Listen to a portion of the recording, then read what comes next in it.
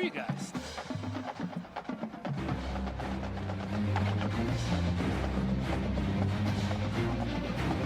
I can't hear you.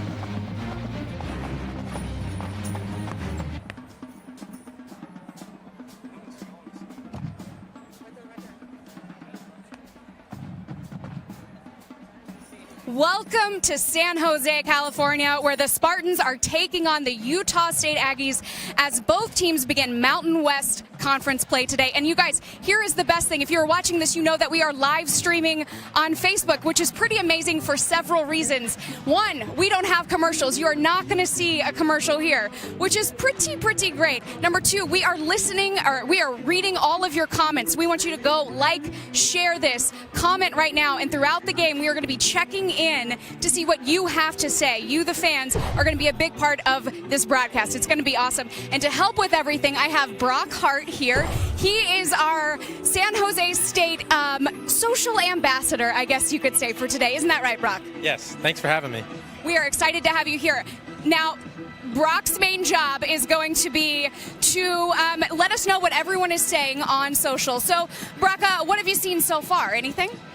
Well, from what I can tell from talking to a lot of the fans here, San Jose State has to come out here and they have to perform on both sides of the ball from the get-go. They have to bring some fire. They have to bring some energy. Now, what do you want to see from San Jose State fans on Facebook today? What are the kind of comments you want to see happening? I want to hear you guys' feedback. I want to know, what do you guys want to see? What's your general opinion about what's going on in the game? I agree. We want to hear it, and I want to hear it. Brock might just want to hear it from San Jose State fans, but I want to hear it from both sides, Utah State and San Jose State. As we said, keep commenting. Let us know what you want to talk about, and we are going to throw it up to the booth to our two guys, our two main broadcasters, Dan Hellie and Daniel Jeremiah. Guys, how's it going?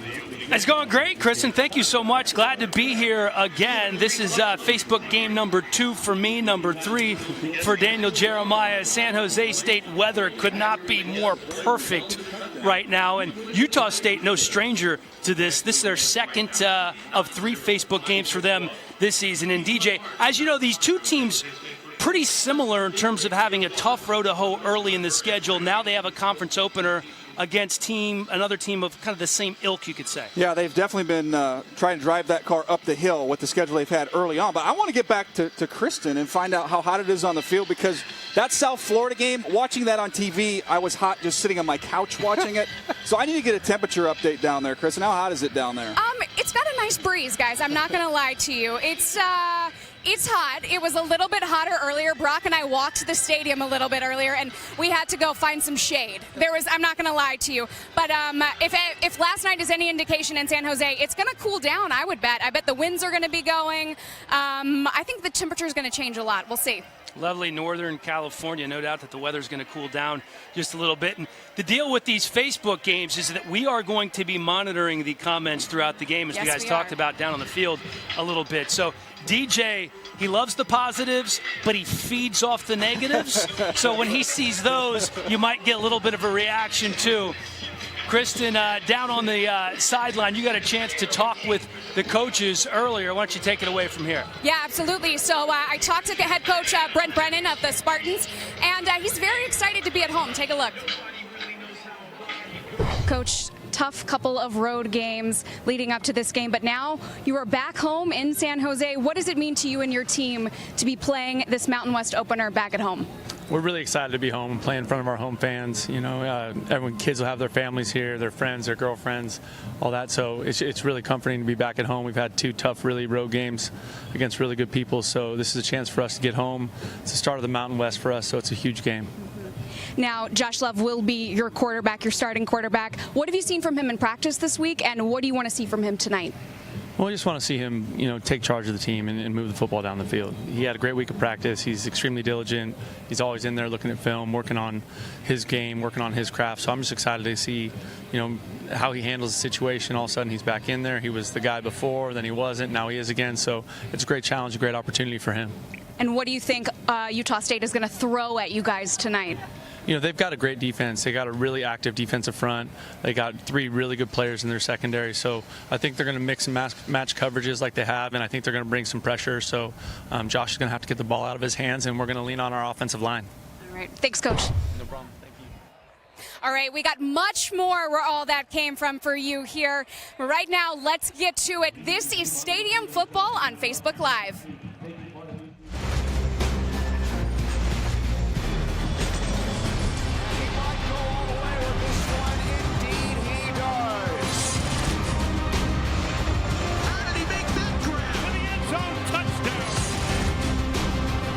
Down the seam, and there's that combination. Touchdown! Can you believe what you just saw? Man, I'll tell you, this is a night to remember.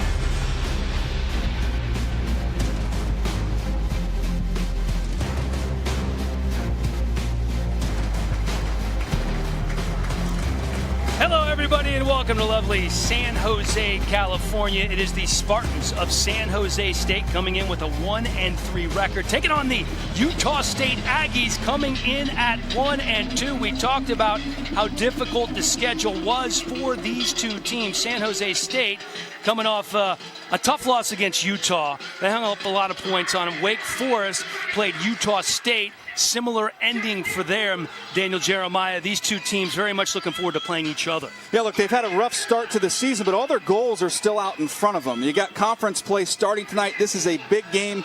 Both these teams want to get to a bowl game at the end of the season. This is their first step tonight. Conference opener for both teams, Kristen Balboni with Utah State head coach Matt Wells. Coach, tough road game last week, and now you're on the road again this week. What was the message to your team this week about how to get it done? It's just all about us. We got to get back to, playing Aggie football, and that's stopping the run, finding the football on defense, and then we got to play with some pace and play in our tempo. We never got in that rhythm last week.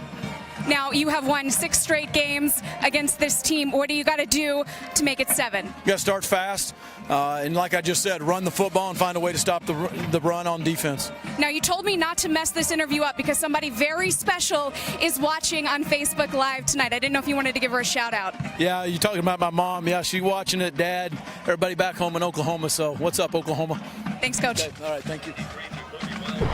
That's Utah State head coach Matt Wells. Mom watching at home Mom, in Oklahoma on Facebook. That's pretty cool. He actually had to get 28 tickets for this game because he said the in-laws or the outlaws, whatever it is you call them, there's a lot of family here in town. So he's very much looking forward to being here. They take on Wake Forest in that last game. They give up almost 600 yards of total offense. San Jose played Utah in their last game, as we talked about. 5 turnovers in that game, and a rotation of 4 quarterbacks for San Jose State this season. You're going to see Josh Love get the start for them tonight, DJ. Yeah, Josh Love started off the season, then kind of found his way to the bench, and then got back on the field last week, and I liked what I saw from Josh Love.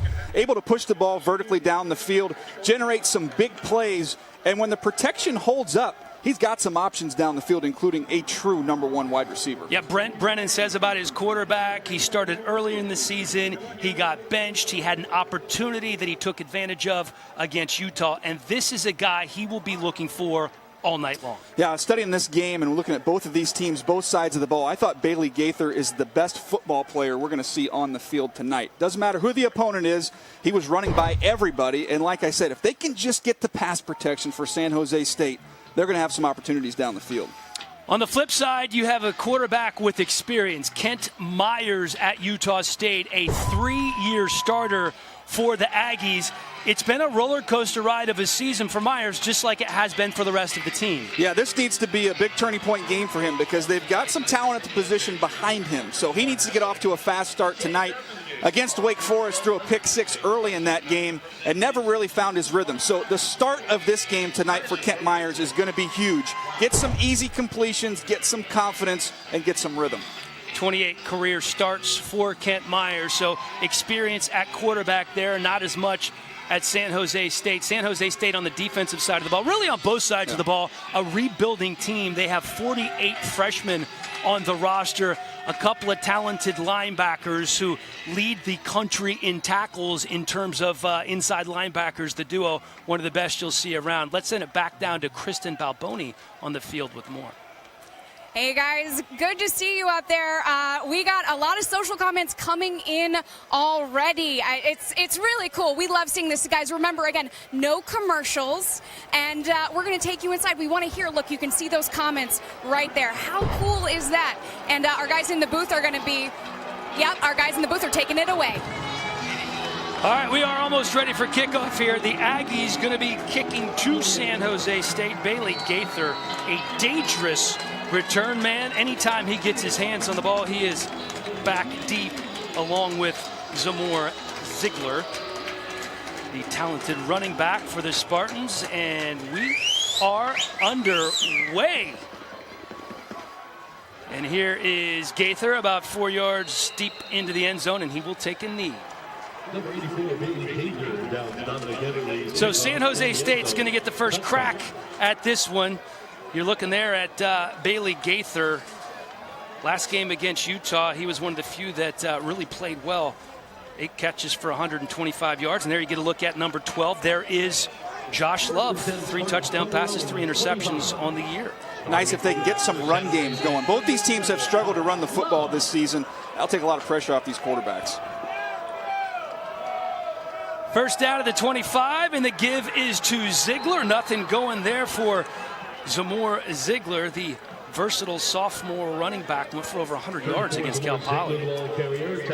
Keep an eye now for Utah State on this defense. Number 19, Ian Tungiai, who flashes on tape. He'll use his quickness, has a nice inside move. He's one to watch for this front. Second down, they swing it out to the right side of the field, and Trey Hartley can't keep his feet. So we're going to be looking at third and about 12 now. And this is where you can see Utah State get a little bit exotic. A lot of times in these situations, you'll see 19, Tongai, the only one with his hand on the ground. They'll have a bunch of defenders walking around. He's the only one you know exactly where he's going to line up, and they can create some mismatch opportunities with confusion. Trey Hartley at the top of your screen. Love working out of the shotgun, looks for Hartley. Hartley hauls it in, but he's short of the first down by about the length of a football, so they're going to be facing fourth down, and it looks like the punt unit coming out onto the field. Nice job by Cameron Haney, keeping everything in front of him there, knowing where the sticks are, protect it, force a punt. Michael Carrizosa, one of the best punters in all of the land, a Ray Guy Award finalist, second team All-American. A couple of years ago, Carrizosa has a huge leg, and that's kind of an end-over-end punt. Fair catch called for at the 25-yard line, so it's going to be Aggies ball after a 3-and-out for San Jose State. Not the kind of start you want for San Jose State. You want to get in a rhythm, want to get something going here, get your quarterback who's been in and out of the lineup some confidence, and you're off the field in a hurry here on this first drive.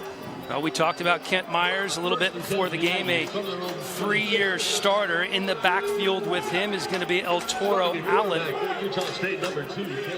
They had a big win over Idaho State. Allen was a significant part of that with 103 yards in that game. Here's Myers working out of the shotgun with 3 wide receivers to his right. The handoff to Allen. This guy's no nonsense. Right up the middle, picks up 6.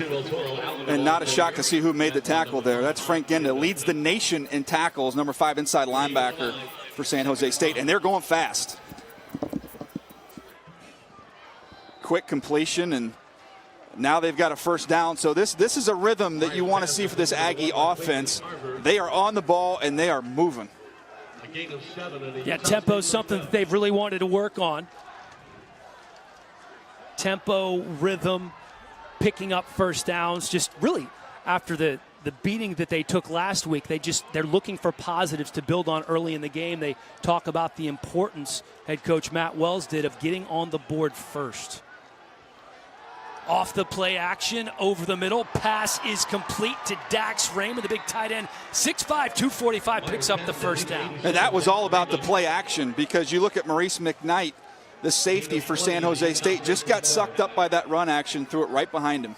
Wasting no time at all. Here's Myers again, over the middle. That's high, and that one is picked off. That's Andre Sachere, the best defensive back on the San Jose State team. He returns it to the 46. Nice job by Sachere, just playing the football. He doesn't get much action when you study him because he's clearly their top cornerback prospect. So the ball has been going to the other side of the field early this season. He gets an opportunity here, and he doesn't disappoint making the play. Not a good start for Myers. He had that interception last week and did not have a lot of success. But Sachere is a guy that this defense really leans on, a senior from Fresno, the only first-team all-conference player returning here for San Jose State. Yeah, he's going to play on Sundays, too. He's an NFL player, but this is all in the quarterback. This one got away from Myers. So Zamora Ziegler in the backfield alongside Josh Love. His flags are thrown all over the place here on Number first down. 74, offense. 5-yard penalty, still first down. A lot of starts on this offensive line and experience for San Jose State. That was Chris Gonzalez, a 3-year starter, called for the false start. So it's going to be 1st and 15 now at the 41. They swing it out to Jaquan Blackwell, and that's dropped. And that's a killer because you're going to get that penalty yardage back right there, plus probably another couple yards, and put yourself in a 2nd and 7 instead of sitting here at 2nd and 15. One thing Brent Brennan talked about is just these self-inflicted wounds. You can't afford them against anybody, especially when you're hoping to get on the board first. That is complete, and that's a first down. Jaquan Blackwell making amends for that drop. Go right back to him. Get a couple of big plays against Utah. One of the few bright spots. 4 catches for 70 yards last week against the Utes. San Jose coming out quickly, and the give. Fumble. And the ball's on the ground, picked up and recovered, it looks like, by Utah State. They're saying they have the ball. That could be a very costly error for the Spartans. Chase Christensen, inside linebacker for the Aggies, making a huge play forcing that fumble. Well, there's some guys that like to get after the ball, and here's another look at it. He puts his helmet right on it. Boop, gets his shoulder, pops it out, and when you're running to the football, good things happen. Big turnover. Man, we got a wild start to this one here. A couple of turnovers, one right after the other. First the interception, then the fumble. That's Chase Christiansen, as you said, the man who recovers the fumble, the junior from Stansbury, Utah. Jessica Spano, I believe, went to Stansbury. Oh, good pull. Really good pull. Ball on the 39 here for the Aggies. Off the play action. Myers back out to his tight end. And that is another first down for Dax Raymond. They love this guy. He's so big at 6'5", big, long wingspan. This is a guy who they said they were going to get the ball more to this week, and already 2 catches for Dax Raymond. And this time they hand it off to Lawan Hunt. Hunt up the middle, close to a first down. Nice job of the interior of the offensive line here, getting the push, and again, the pace. Yeah, you can see them getting up to the ball very quickly. Hunt again in the backfield outside Myers. Myers swings it out to Roncavian Tarver. Tarver cannot escape the grasp of Maurice McKnight. Is she caught her breath down there trying to keep up with what's going on? How are we doing down there, Kristen? We're doing good, guys. Quite a wild start, to say the least, as you guys said. But we got some stuff going on here today. What do we got at San Jose today? Well, we got quite a few events going on. We have the band day today, where over 1,500 band members are going to be here playing music. 1,500. Yeah, and it's our band coordinators last year here, Scott Pearson. And we also it's our first Parents and Family Day here at San Jose State. And it's and Keith and Martin is joining us from the Austin Everett Foundation, and he's our honorary captain for the game. Yeah, he's got a great story. We're going to tell you a little bit more about him later. Guys, how's it going up there with you? Well, pretty good here as the Aggies swing it out and try to pick up the first down, but Roncavian Tarver stopped about 4 yards short, so they're going to be 3rd and short here around the 30-yard line. A lot of run-pass option here early in the game for the Aggies, getting the ball out to the perimeter, seeing if San Jose State can tackle in the secondary. The tackling has not been good for the Spartans this year, but doing a good job so far tonight. See Myers looking over to the sideline to get the call. Now, 2 receivers to his right. If he wants to try Sachere again, he's got one-on-one coverage. Looks like he could be sneaking in and coming. He's going to bluff him. Here's Myers, and here comes the blitz from San Jose State. Myers eludes it, tries to stretch for the first down, and let's check out the spot. On 3rd and 5, he was pretty close, but looks like they're going to mark it about half a yard short. It's a nice recovery by Jamal Scott, the linebacker, here in the open field with an athletic quarterback. You just got to find a way to get him out of bounds. Use the sideline as your friend, and he got it done. 4th and 1. They're going to go for it on the 29-yard line. Why not? It's football on Facebook. You got to have some fun. You got to go for it, man. Let's set the tone. The give on 4th and 1. That's a first down, and that could be a touchdown. It is. My goodness. Lawan Hunt on 4th and 1 in for the score. Everything had been out to the perimeter in the passing game, in the running game, and then you get in short yardage situation. They said, we're going to run right behind this interior 3 and let them get after the Spartans, and popped a big hole for Ramsey. Here's another look at it. 5 new starters on the offensive line, an offseason renovation project. Pretty good start for these guys in this game. Yeah, Lawan Hunt, that was easy. The extra point is up, and the extra point is good from Dominique Eberle. So 7-0 Utah State on top. Talked about the importance of getting on top early after a couple of losses that you lost by 36 points and 49 points. This has to feel good to get on the board early for the Aggies. Yeah, they needed a little rhythm, a little confidence. They got both. 7-play, 61-yard drive, ate up 2 minutes and 32 seconds of clock, capped by the Lawan Hunt touchdown run. As you were saying, you were talking about confidence for Utah State. I can tell you what, there is a cheering contingent right over here, and they just got louder than the entire home side. I mean, it is dead on the Spartan side, unfortunately. But Utah State, you can tell there's a lot of confidence. There's not a ton of fans here right now from there, but they are making up for it. They've started cheers over there. They're yelling. It's just been a complete momentum change. And guys, I want to check in on some of these Facebook comments because they're really good. We got Lisa Coleman Cummings. She's watching from home in Los Angeles. She said, I'm so excited to watch this game live. Thank you. Tom says he is repping the Aggie from North Carolina. Well, guys, I'm sure that Tom is going to be pretty happy about that play. What do you think? He's got a right to be happy there. I'll tell you what, though, Dan, I was scouting back in the day at USC, and they had a defensive lineman named Lawan Ramsey. So I'm right now, the count is at 1. Lawan Hunt, I've gone Lawan Ramsey once. I'm going to give myself 3.5 more times to say Lawan Ramsey before the game is over. Well, it happens. Yeah. That's a good one. We'll keep a tally for you. Robert Garrett, how about this one, guys? Always love taking a study break to watch Utah State football, Aggie Nation. Robert, I think your teachers just found out. And Matthew Steed, that may be the best run I have seen from Hunt. What do you think, DJ? Oh, it was nice. Look, the interior of the offensive line gave him a crease, but he hit it, no hesitation, and got on the scoreboard here, something the Aggies needed. And now let's see if they can get a match here by the Spartans. Maybe a shootout tonight on Facebook. What do you think, Dan? I'd love a shootout, that kickoff through the end zone. Bailey Gaither just lets it go. What would be better than a shootout on Facebook? I'm hoping for it, you guys. Why don't you ask the folks, Chris, can we ask the folks to give us a final score? I mean, we're already, 5+ minutes into this thing. I love that. Yeah, let's see what they think. Let's do final scores. The bigger, the better, I say. What do you think, guys? Oh, yeah. Points, and more points. I know that that's something Josh Love would like to see, wouldn't he? Oh, yeah, I'll tell you what, the sun's a little bit of a factor here, too. We'll see down the field. That could be a little bit of an issue for some of these receivers.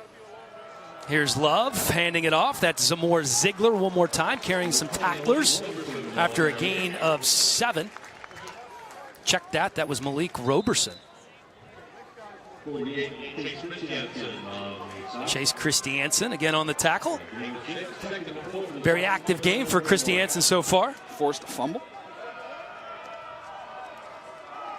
There's the handoff again. Met in the backfield. That didn't take much time at all.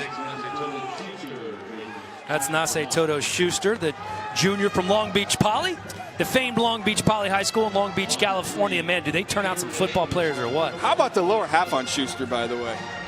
That is a big man. 295 on that 6-foot frame.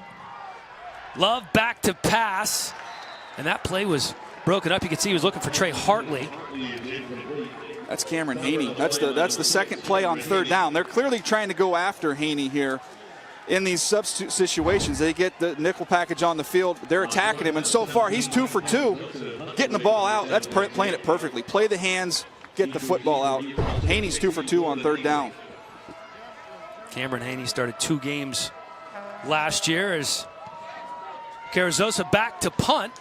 Fair catch called for once again right there at the 30-yard line, so that's where the Aggies are going to take over. That was the sure-handed Jordan Nathan. Some of the best hands on the team, and also the top punt returner this year for the Aggies. I wouldn't be surprised with all the momentum right now for the Aggies. Why not take a shot here?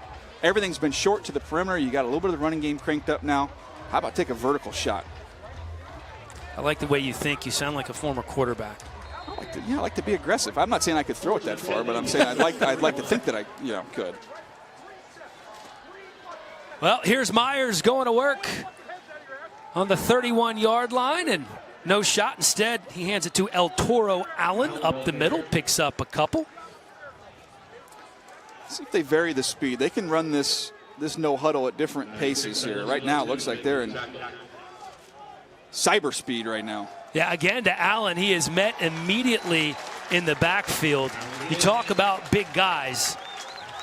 That's big Latu right Silosi Latu, 6'3", 310 pounds, and looked quick as a cat on that one, didn't he? He is strong at the point of attack. You cannot move him inside, and he's got a little quickness to him, too.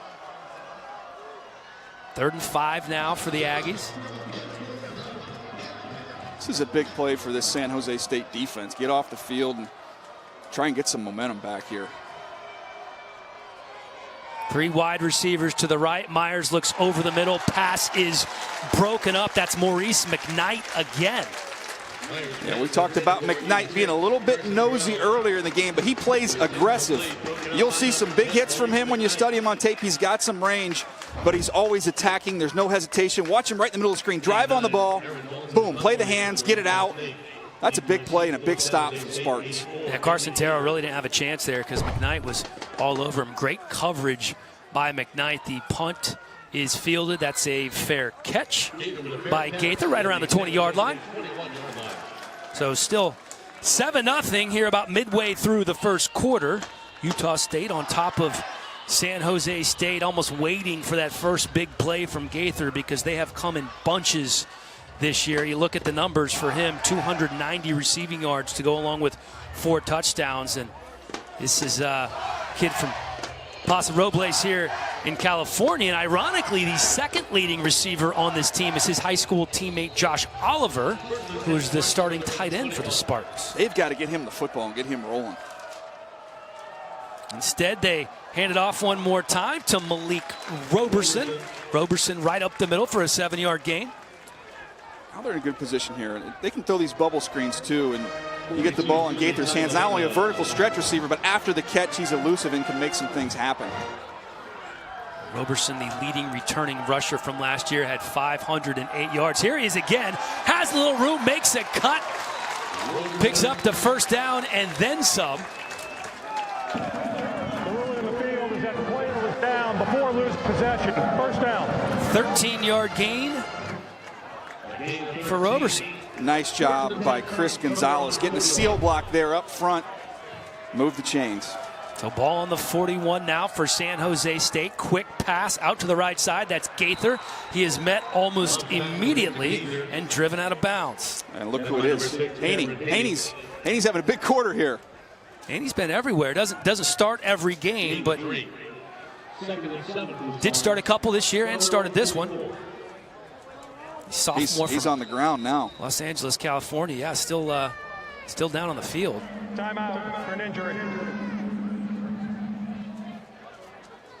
Number 6, Cameron Haney, shaking up the You hate to see that. He's been one of the stars of the game. 11 tackles on the season. Let's send it down to Kristen Balboni on the sideline now. Kristen? Hey guys, I'm going to keep an eye on what's going on over here. Now, San Jose State does not release injury information, but I will be sure to find out what I can and let you know. Also, guys, I've got some predictions for whenever you want to hear them. Now, fire away. I want to know if we got somebody that went over 50. Somebody scoring 50 tonight? Okay, so Sonny says final score 45-31 Spartans win, but I don't see a 50. That's all right. That's close. Close though. We got Tony Losi says 42-38 Spartans. I think it's a lot of Spartans fans, guys. I'm getting a lot of the high scoring from the Spartans. Well, they need to start with their first score here, Kristen. Yeah, that's true. Chris Smith goes 35-14 Aggies. Dan Lauer 34-21 Aggies. But you guys, you said you wanted high scores, and so far these are okay, but I think we need to bump it up a little bit on Facebook, guys. What do you think? Yeah, and I want to know from all these Spartan fans out there, who's going to score the first touchdown? Is it going to be the guy we've been talking about, Bailey Gaither, or is it somebody else? My vote would be for Bailey Gaither, but we want to hear what you guys have to say on Facebook. Answer the guys in the booth. Who do you think is going to score the first touchdown for the Spartans? Let us know. Guys? I like this interaction.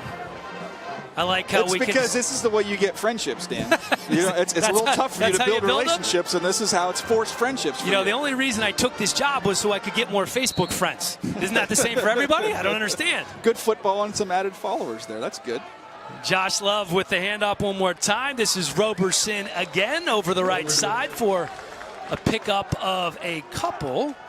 So they're going to be facing 2nd and 7 now in San Jose State. Last week against Utah, only 7 rushing yards for Roberson, so he's off to a good start tonight. 3rd down and 3 after the 2nd and 7 play. Surprised we haven't seen more bubble screens. I thought we'd see them just try and pop the ball outside. Well, here's Love, tries to squeeze it in there, but that pass is broken up pretty quickly by Jamarcus Ingram. Not just a poor throw. And this is one of the things you've had, the inconsistency at the quarterback position. That's why you cycle through 4 quarterbacks. But that's a simple throw. He's got to make that one. And watch this. This is just going to see the ball skip. The nose is down. Anytime the nose is down on the football, bad things are going to happen.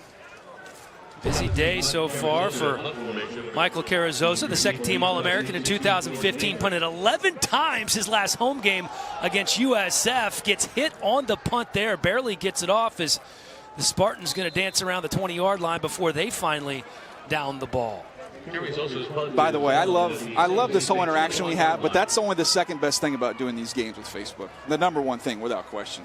There's no commercials, man. We are flying. This is the way football should be played. You let these teams get in a rhythm. We don't need commercials. I hope all the other broadcast networks take note. This is of awesome. These games, how fast they go. It's kind of like that Utah State offense, right? Speedy.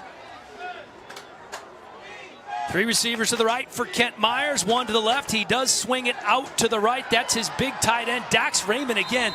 You throw it to Dax, and you're making first down so far. 3 catches, 3 first downs. Nice job by him. But if you're going to play wide receiver here for Coach Wells, you got to be able to block. Jordan Nathan with a great block on the perimeter there to spring that run. That was a gain of 15 yards for Dax. 3 catches, 47 yards. Now the run up the middle from Lawan Hunt. Lawan Hunt. 2 words that Matt Wells used to describe Hunt. I think just good in life, dependable and durable. That's pretty good. I wrote down slippery for his running style. He's a slippery runner. Here's Hunt again. Kind of a patient run there, follows his blockers. So it's going to be close to a first down, but looks like third and short here. All right, now keep an eye on 96 here. Big Latu here for San Jose State. If they're going to run the ball inside, he's the one that's got to get it stopped. That's what he's in there for. They have El Toro Allen in the backfield, and it's Allen taking the handoff. Doesn't waste any time hitting the hole there. Easily picks up the first down as he crosses the 50-yard line for the Aggies. And this is where they like to get the speed going. Get a first down right back on the ball. Try and catch him in a substitution, which they did. Which is exactly what they did.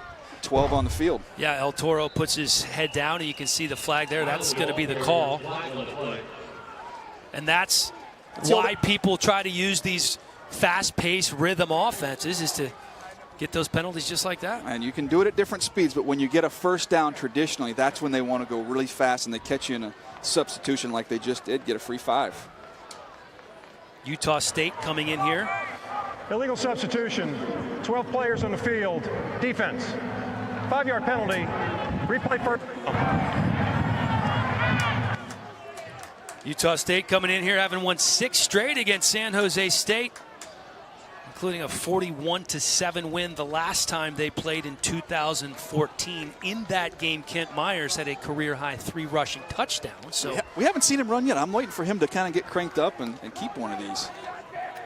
That's one of the good things about Myers is he is a little reverse there. Some trickery coming from the Aggies, and that's going to be another first down. That's Jordan Nathan on the reverse. I talked about these receivers having to do some dirty work and do some blocking. You got some outstanding blocking. Watch him come around here. Keep an eye on the perimeter. Locked up. Maybe got away with one, but they're physical on the edges. On the 34 now, Myers buying some time, talking about him running. He tucks it and holds on to it right there inside the 30-yard line there, as we're going to be facing 2nd and 4 here for the Aggies. That's what Myers brings to the table, one of the better dual-threat quarterbacks in the conference. They always are thinking a couple plays ahead here, so you got a couple downs to get the 5 yards. So I don't know if you can see this team get away from running the football. They've been so successful. The Aggies getting it done on the ground. See Dax Raymond split to the right. One of the things they love about him is his versatility. They go the other way. That pass complete to Aaron Vaughns. Aaron Vaughns shoved out of bounds after the first down. That was William Osai. Keeping an eye on his leverage. If Osai's a little bit inside, they can fire that thing out there. If he creeps a little bit closer to the line of scrimmage, you'll see him give the ball. 11-yard gain for Vaughns. Another first down for the Aggies. Myers swings it to the outside over the head of Savon Scarver. The entire passing game, everything's been horizontal so far. A lot of swings, getting the ball at the perimeter. It's been successful, but they're going to start getting these corners and this defense to widen out, and they'll have some opportunities in the middle of the field. In the red zone on the 19-yard line, 2nd and 10 for Kent Myers in this Utah State offense. Justin Hervey, the junior from Beaumont, Texas, in the backfield alongside Myers now, as he has 2 wide receivers to his right. Fakes the handoff to Hervey, feels the pressure, over the middle, complete, and then broken up. That was Ronquavian Tarver, unable to hold on to it. That was Bieria with a huge hit. That was a bang-bang play. This is the family business for Bieria, the safety. 23 coming in here. Boom! Put the helmet right on the football. His brother is a stud for the University of Washington, a big-time football player. So this is the family business, flying around and smacking people. Trevon Bieria, just a sophomore, but that was textbook. The ruling in the field is a catch and a fumble recovered by the offense. The previous play is under further review. And we talked about this is a bang-bang play, Dan. We talk about everything going to the perimeter. Eventually, you're going to get some things working in the middle of the field. They take their shot. It's a good throw. It's a nice catch. 1-2. Almost gets his 3rd foot down. I thought that was a catch and a fumble. You'd call it a catch and a fumble.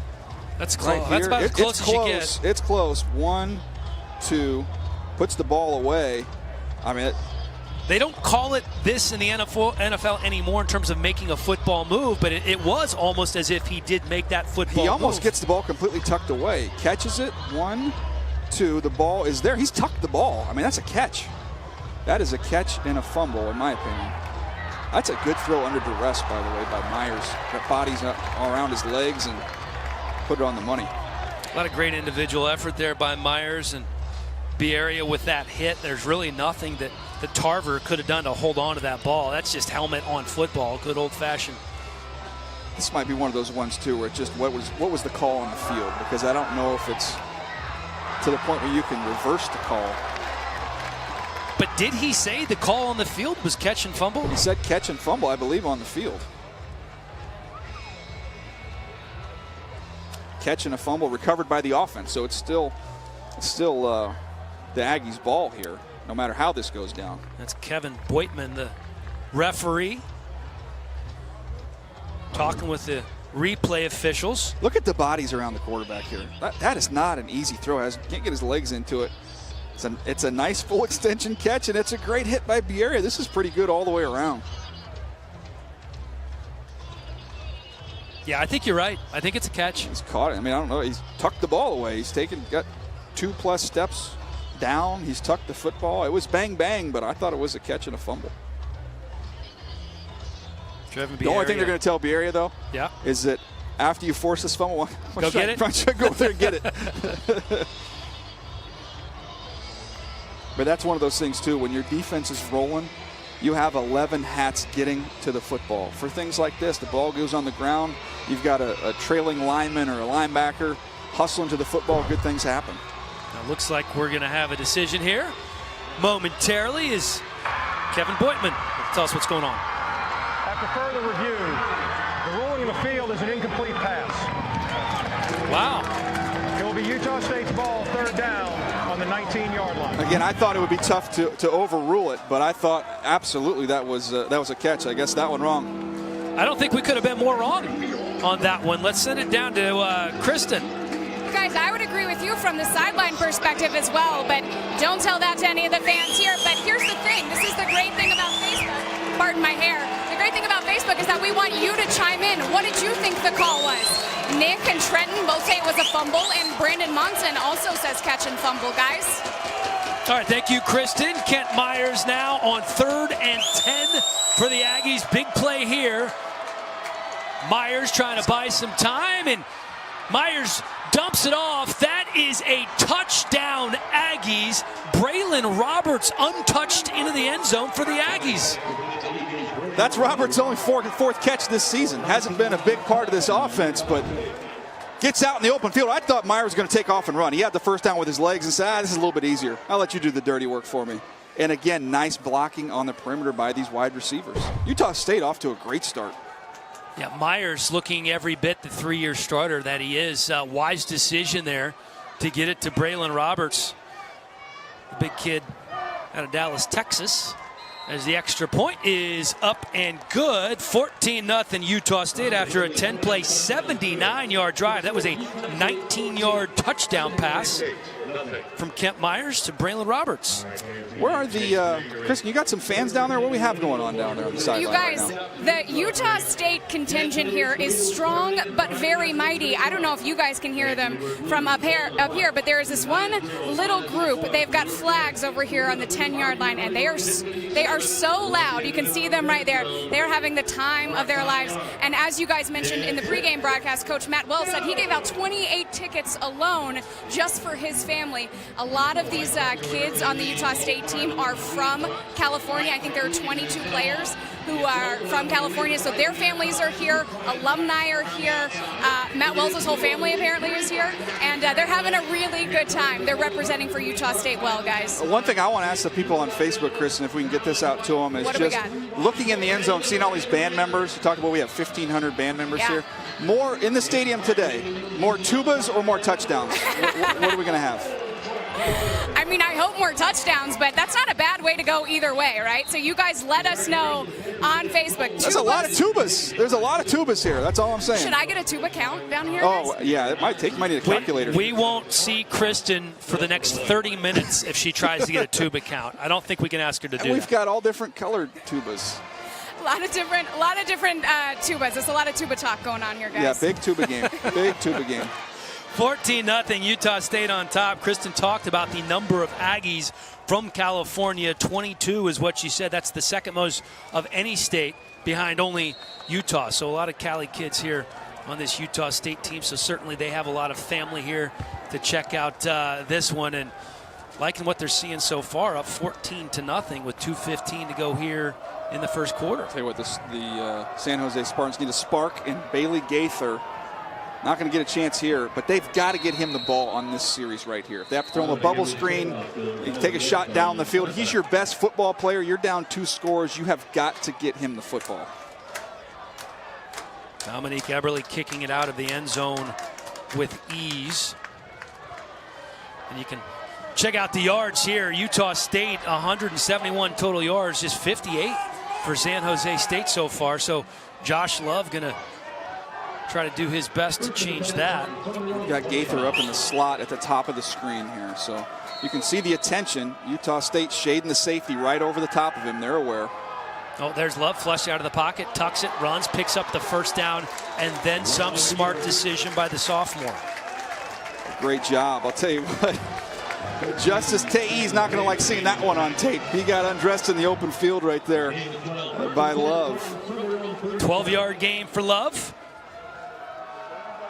This time he hands it off to Tyler Nevins, true freshman from Hacienda Heights, California.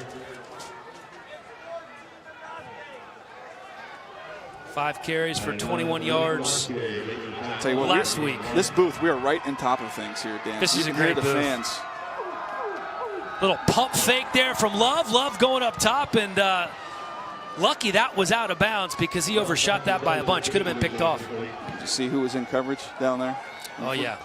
All right, we look at this Aggie offense is rolling, but defensively so far in this game, Cameron Haney's been the star of the show. Cameron Haney has been very active, left the game and then back in. Malik Roberson in the backfield next to Love. Love gonna pass once again, and he is absolutely crunched. My goodness. That was a hit and a half by Baron Gaikowski. Gaikowski actually leaves the field holding his shoulder. He may have hurt himself on that hit.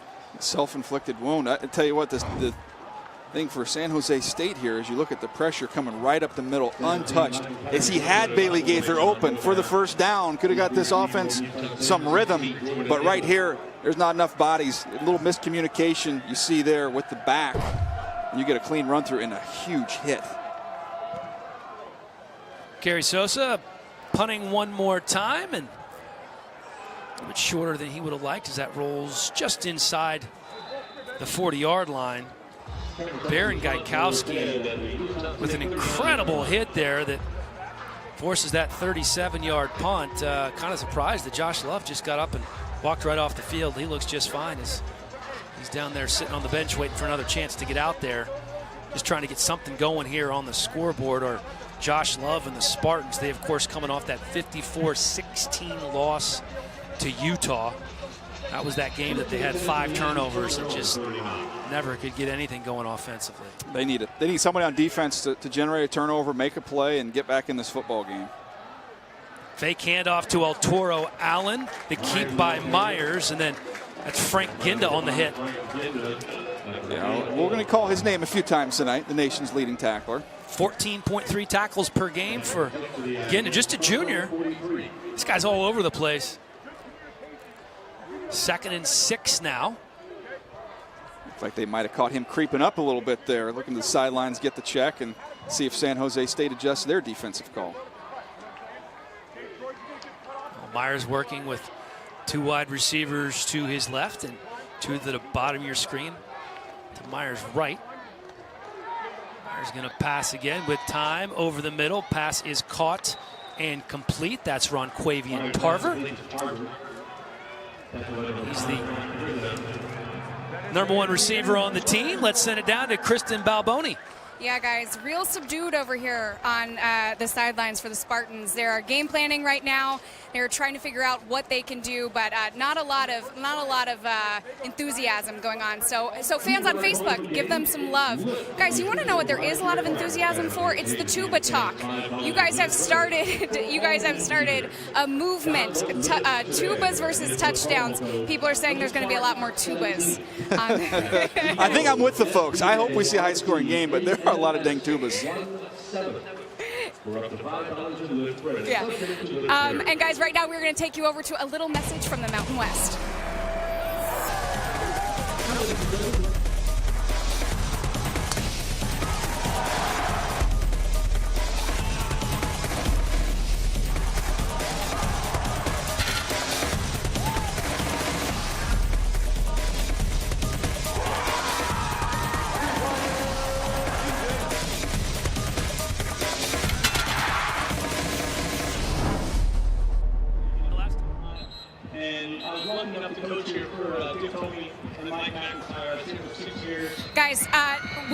The tubas aren't going away. Now we got my camera guy, Chris. He is covering the tubas exclusively. I think this might be the theme of the game. It's tuba cam down here, not sideline cam anymore. We know what's important. It's the tubas. Yeah, and if you guys are just tuning in, 1,500 high school band students here tonight at San Jose State, and that's a lot of tubas, Dan and DJ.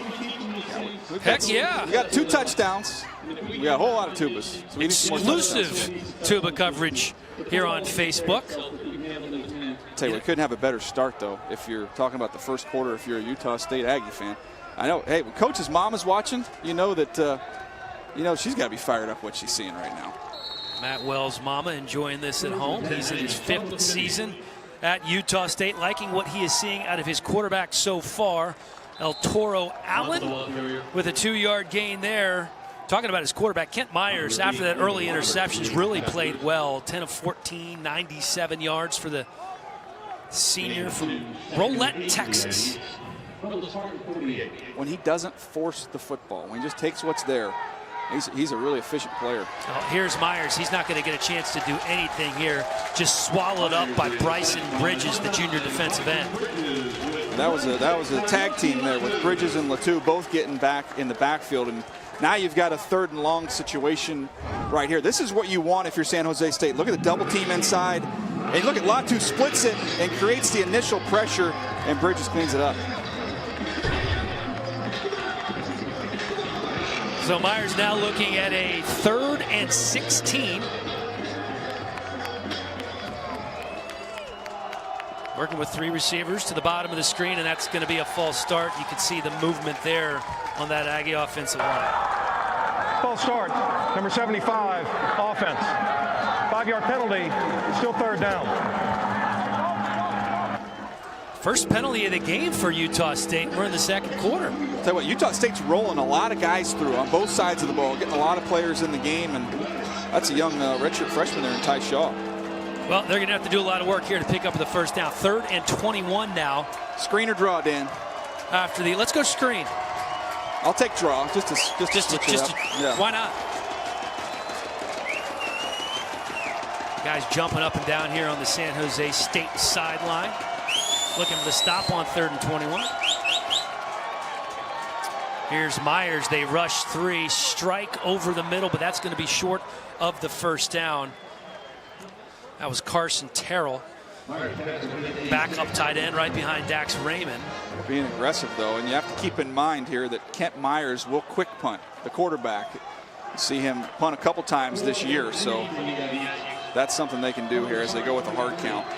And this is 4th and 3, so it's not like they're looking at a 4th and inches here.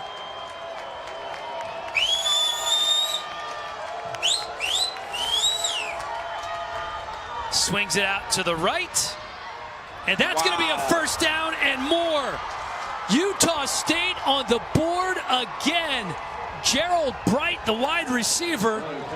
Gerald Bright had a huge game against Wake Forest last week. 1 catch, went 77 yards for a touchdown, and here he is again getting on the board from distance. What a great read by Bright, because Bieri is coming inside, 23 coming inside to make the tackle. He gives him the old okey doke and stays right on the sideline. If he cuts inside, he doesn't get the first down. Instead, he goes outside and gets 6. You know, it's funny.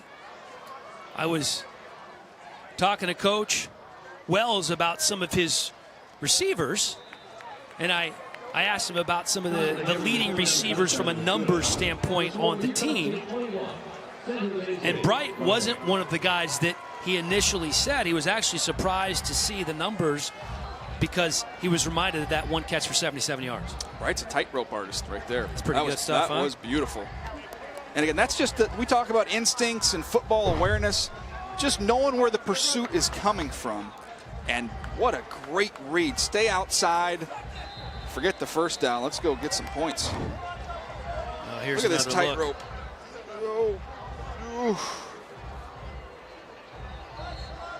Great camera work by our guys here. I'll tell you what, I know they're not. I don't know if they're on Facebook, but some restless fans here in the stadium I can hear. Some San Jose State Spartan fans wanting some good news. Well, that was a 43-yard touchdown to Gerald Bright after that 77-yard touchdown against Wake Forest, a sophomore from Escambia High School in Pensacola, Florida. That is one of the more fertile recruiting grounds in all of high school football, that Pensacola, Florida area. Oh, lots of athletes. And Dan, we got a little bit of wind here, kicking into the wind, so I think we might get a chance finally to see Bailey Gaither get a return here. Dominique Eberle has been getting some leg into these kicks, but this is a short one, and I don't think we're going to see Gaither. They better cover it up. That's lucky to be recovered and taken out of bounds by Malik Roberson. Hit him with the sky kick. You're kicking into the wind. You don't want to hang one up in the middle of the field with a dangerous returner. You got San Jose State can't get anything going. Don't let their best athlete get a big play, so they avoid him and sky kick it to the other side of the field. Just got a great note here from our stat man. 2 of Utah's touchdowns have been on 4th down plays. How about that? Being aggressive. Wow, look at the total yards here. Yeah, it's really not even close. The handoff to Ziegler. I'm speak for the man who's 3 rows in front of me. They want to throw the ball, Dan. They're looking for the ball to go aerial. One of the cool things about the broadcast booth here at the stadium is how close you are to the fans. And here's a look at Gaither. Gaither taken down by a slew of tacklers. He's Waldo. He's Waldo for this Utah State defense. They always know where he is, a safety. Usually they have a safety rolling up over the top of him. Right now you'll see, try and get over there. They're going to have underneath coverage, and they'll have somebody right over the top. Jalen Davis has been kind of coming right underneath him when he's in the slot, number 13, and then give him some help. Huge 3rd down play here as they give, and it is going to be very close to a 1st down. That's Ziegler again. I think he got it. And they need it. They need something positive to happen here offensively. Kristen, what's going on down there? Yeah, guys, well, I asked everybody on Facebook what the Spartans need to do to get more involved and actually start making a run at this game. That was before the last touchdown. I've got some great responses. Let me know when you're ready for them. Well, fire away. All Let's right, go. here we go. So Pat Hales says San Jose needs better offense. That's, you know, nothing they can do about that now. Andrew Kenny, the Spartans need less tubas and more TDs to get into the game. That's true. David says the Spartans need to get more people involved. What do you guys think about that, Dan and DJ? Should they get more people involved? I think look, it's still early in the first half here. They need a big play. Well, Ziegler breaking a couple of tackles. Maybe that's the spark they were looking for. Finally taken out of bounds after picking up the 1st down. Zamora Ziegler, the sophomore from Carter High School in Rialto, California. They haven't been able to get much going. Sometimes all you need is a play like this, DJ. And this is all Ziegler just making it happen. He broke about 3 tackles, and that was all on him. Oh, here's Love again, back to pass, looking deep down the left side. And there's a sunny spot on the field. It's right over there as he was looking for Justin Holmes. I don't know if he lost the ball in the light, but it was a bit overthrown as well. Tell you what, that's Cameron Haney on coverage once again. So that's about 4 impact plays for the young corner. Perfect position. You can't play it any better than that. I think DJ's got a man crush there. You got a little Cameron Haney love going on as Malik Roberson gets upended at the 40-yard line. So it's going to be 3rd down and medium, as they say.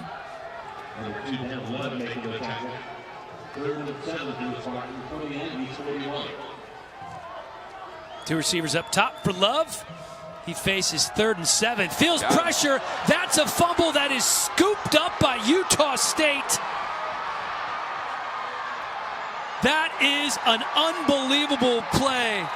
Micah Mungale in for the touchdown. Utah State has everything going right. A 43-yard return, the fumble recovery. Here's another look. Look at Jalen Davis coming off the slot. We talked about them double covering. That time he just blitzes. He's free. He's not accounted for by Love. And then you get a scoop and a score. How about some running back moves right here? And it gives you a little prime time. Throw the hand on the back of the helmet. And a pose. You know, that feels good. It really feels good when you're a true freshman. Micah Mongole.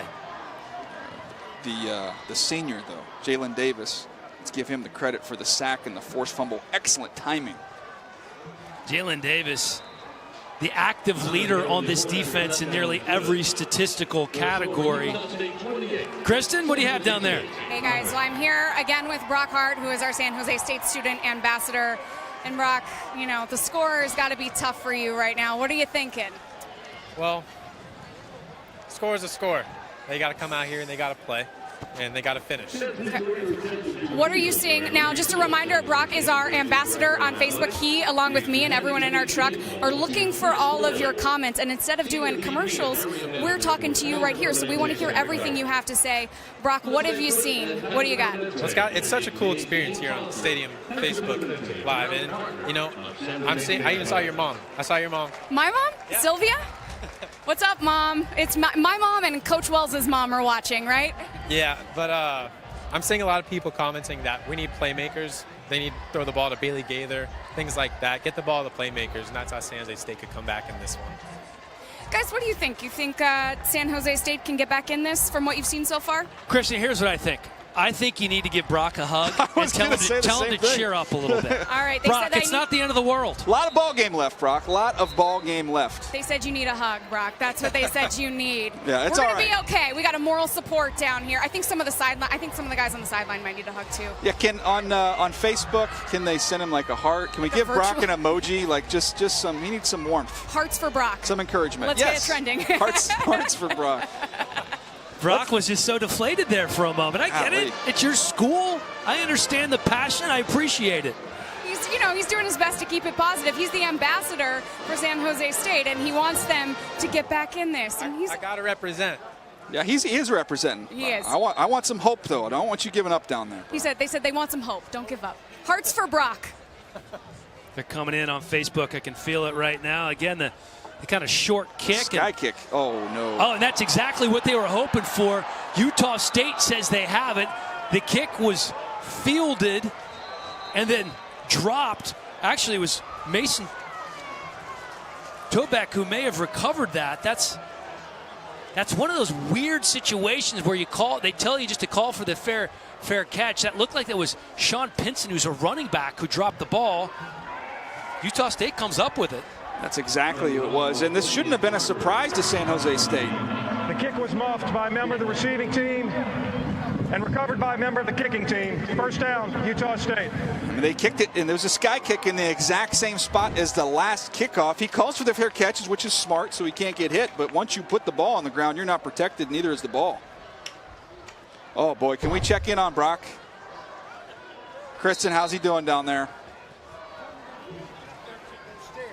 Yeah, Brock's nowhere to be found right now, huh? Uh-oh, that's not a great sign. We didn't get feedback on Brock on that one. All right, we'll check in with Brock in just a few minutes as Lawan Hunt gets the carry there for Utah State as they're right back on the ball almost immediately here on second down. We're going to check in with Brock Chris in just a moment. Right after this play, they complete the pass to Ronquavian Tarver on second down, and that looks like they pick up the first. Kristen, is he okay? Brock, how you doing? The guys up in the booth are worried about you. I got nothing to say. I'm going to try and be quiet from right now. All right, let's give him a moment. Myers' pass falls incomplete. I get it. You know what? Let's just let him get a little Gatorade. Let him process what's going on. Absolutely. I'll make sure he gets some fluids in his system. Yeah, Kristen, I think I'm going to go with the hashtag here. I think I'm going hashtag Brock is bummed. Hashtag Brock is bummed. What do you think about that, Brock? Brock. Sounds about right. You can hear it in his voice. I think that's the perfect hashtag. Let's get that going on Facebook, guys. Hashtag Brock is bummed.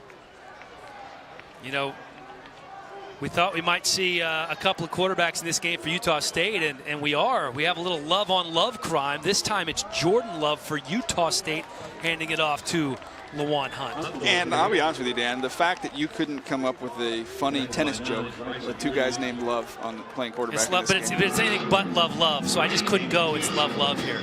I just wanted to see it attempted. You know, no, it's too easy. That was kind of the obvious way to go. I like Jordan Love. From what I've seen from him, he did a nice job when you study him when he's got some opportunities. He moves around really well inside the pocket. He throws the ball, especially in the middle of the field. A nice job, nice touch.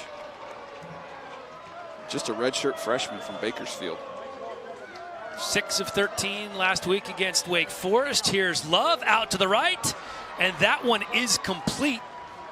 That's Braylon Roberts once again. Thought for a second he might have been able to sneak in there to the end zone, but they're trying to blitz him. They know a freshman's in there. They sent a corner blitz on the backside. He threw on time and threw away from the blitz. Nice job by Love. Keeper. Here's Love again, keeping it himself into the end zone for the touchdown. And Utah State does it again, this time with a new quarterback. But it looks like there's a flag on the field right around the 5-yard line on the left side away from the play. There is a flag on the play. Illegal formation on the offense. The guard and tackle were lined up in the backfield. 5-yard penalty, replay first down. I don't think that was by design. No, I'll tell you what, though, the way this offense is humming, doesn't matter who the quarterback is, it won't take him long to get those yards right back. That's the athleticism you see from Love. He's a great fit in this offense. He's the future. If you're an Aggie fan, this is your future at quarterback right now. Redshirt freshman from Bakersfield, California. Pretty good size, too, 6'3", 215 pounds. Bakersfield, by the way, we know some folks from Bakersfield. The Cars are That from we around do. that neck of the woods. David and Derek is also Cody Kessler from Bakersfield as well, quarterback for the Browns. Two pretty good quarterbacks there. Like what Derek Carr's been doing for the Raiders this year. David Carr always solid in studio with us at NFL Network. 96, Lucy Latu leading the tacklers. Good looking family, that Carr family. Great hair. Some of the best. 2nd and 8 now for Love and the Aggies. Lawan Hunt in there at running back as they're sending Braylon Roberts to the other side of the field. Somebody being serenaded with happy birthday here in the stands. Love fakes the handoff. Ball's tipped. And there's another flag on the field. You had your guy, Dax Raymond. Ball doesn't get tipped. That's 6. Talk about guys to watch in the game. Dax Raymond was one of those guys for me. Holding, number 68, offense. 10-yard penalty, replay second down. That's Maroni and Niguez. Left guard, here's a look. See him blocking down here. His hands get out wide. I'll tell you what, he was not helped there because Latu just kind of fell down. He was going down on his own. He didn't need to jump on him. So Jordan Love again now into the game, a quarterback for Kent Myers with Utah State on top 28-0. 2nd and goal now after the penalty. Love keeps it. Gets some heat on that ball as he wanted the flag. Dax Raymond, it looks like he's going to get it. So Frank Genda tipped the ball, though. He was reading the quarterback's eyes all along. Took him right to the football. There is no foul for pass interference. The ball was tipped at the line of scrimmage. 3rd down. Yeah, that was a linebacker. The nation's leading tackler, Frank Genda. We know what he can do playing the run. Does a nice job in pass coverage here. Just dropping, reading the young quarterback's eyes, getting the throwing lane, and almost got himself an interception. Yeah, Genda got 2 hands on that ball. All right, 3rd and 18 now for Jordan Love and the Aggies. 3 wide receivers to his right, working out of that little bunch formation. Lawan Hunt in the backfield is another penalty. We have one more, we sure do. Delay of game. Offense. 5-yard penalty. You know, they say penalties come in bunches. Utah State didn't have a penalty until the 2nd quarter. Now they're racking them up. I want to show you the confidence they have, though, in the corner here. And Andre Sachere, number 21.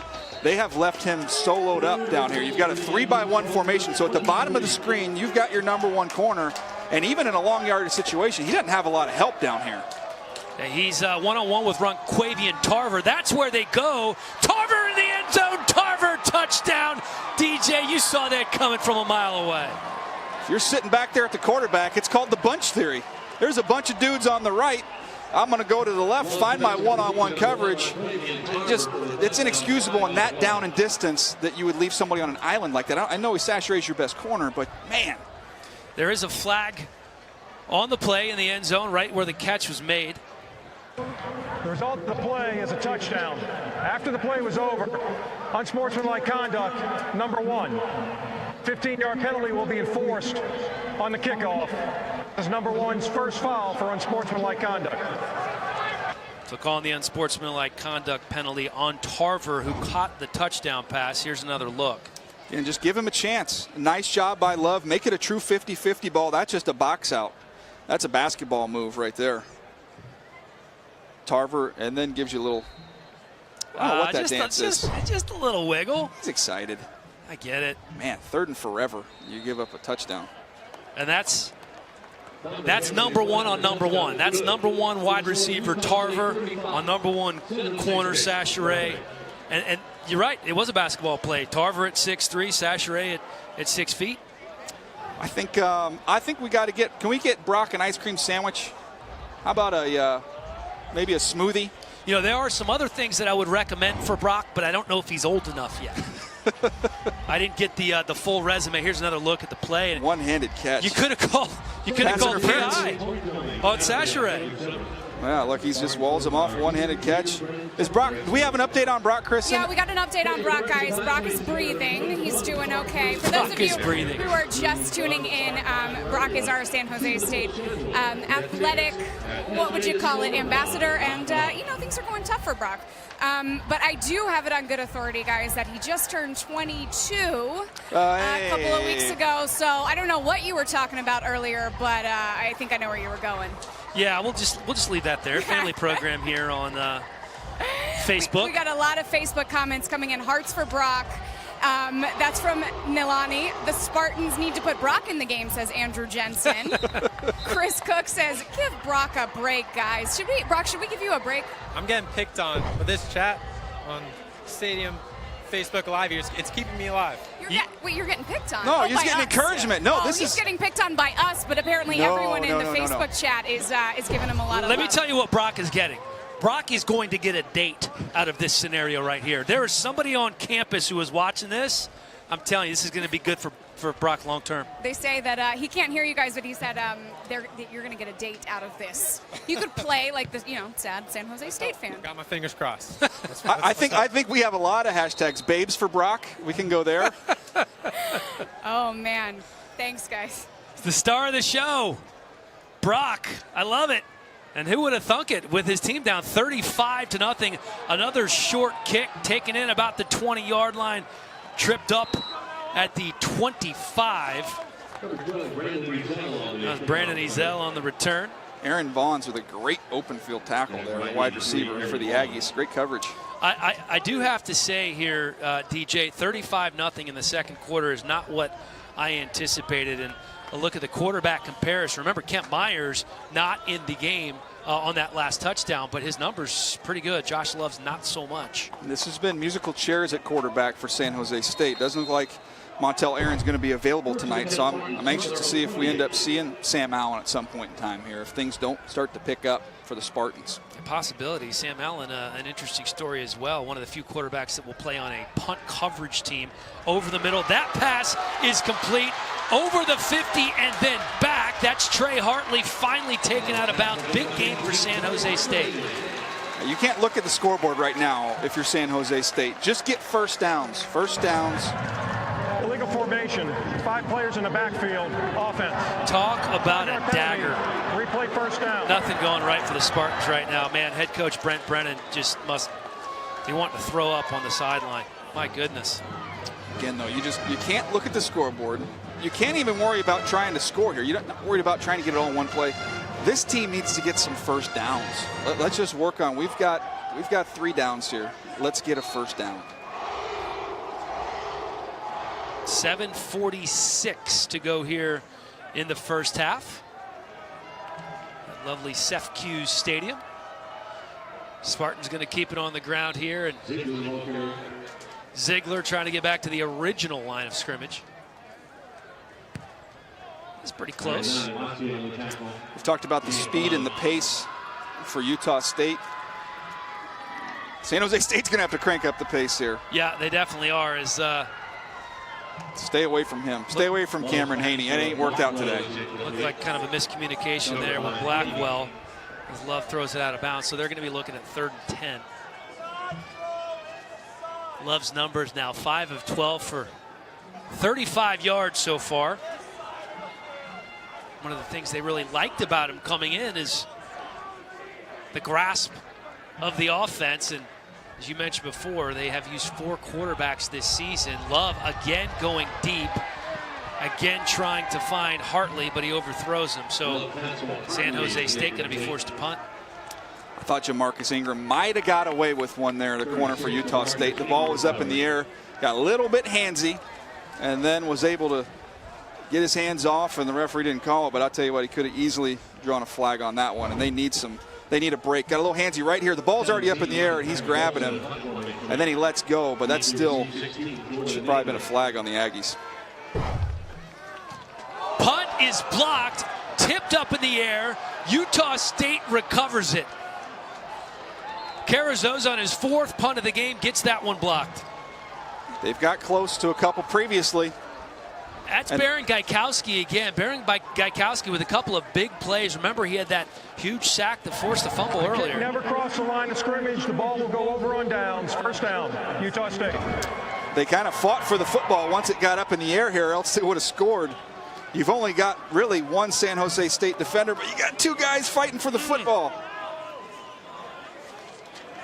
Justin Hervey wanted a piece of that. The running back thought he was going to score. Hervey and Gaikowski, man, that ball's up in the air. It's open season. 3 games in a row, they've got a punt. 13th in the last 5 seasons. Myers back in the ball game. Interesting that they're going to put the senior back in the game, keeps it himself, gets down. Smart business decision there from Kent Myers. I know it's early, but look, you score here. I don't know if you don't just say, hey, Myers, we're good, buddy. We're going to take a look here at our freshman quarterback. Well, here's Myers, swings it out to the right. Jaron Colston Green puts his head down and gets close to the 1st down. I don't think he's going to be quite there, but I'd agree with you, DJ. Let's get a look. Let's get a look at Jordan Love, the future of this program. Kent Myers can call it a day, feel pretty good about his performance. That's a handoff there to El Toro Allen. And Myers has been pretty perfect outside of an interception earlier. He made the wrong read right there. He keeps that football, he scores. So they're going to be facing 4th down, and looks like they're bringing in the field goal units. We have somebody down on the field. One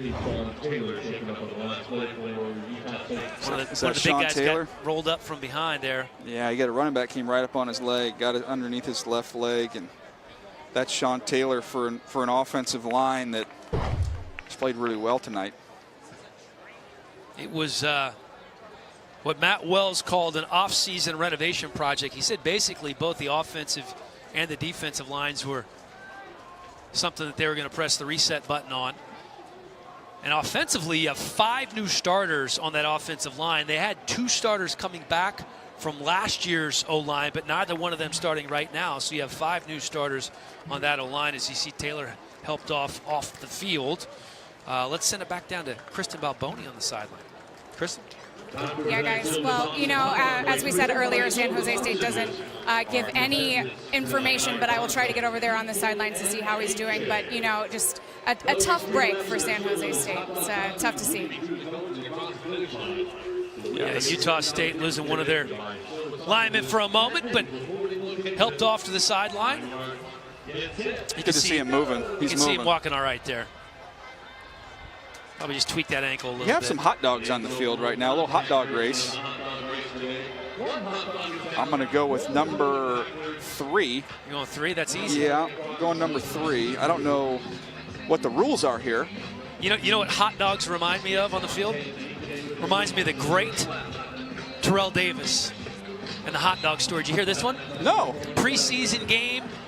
It was overseas. It was in Japan, I believe. His rookie year, He was not playing at all. Didn't play the first half. He was like the 5th string running back. Remember, he was a 6th-round pick out of Georgia. He thought he was done.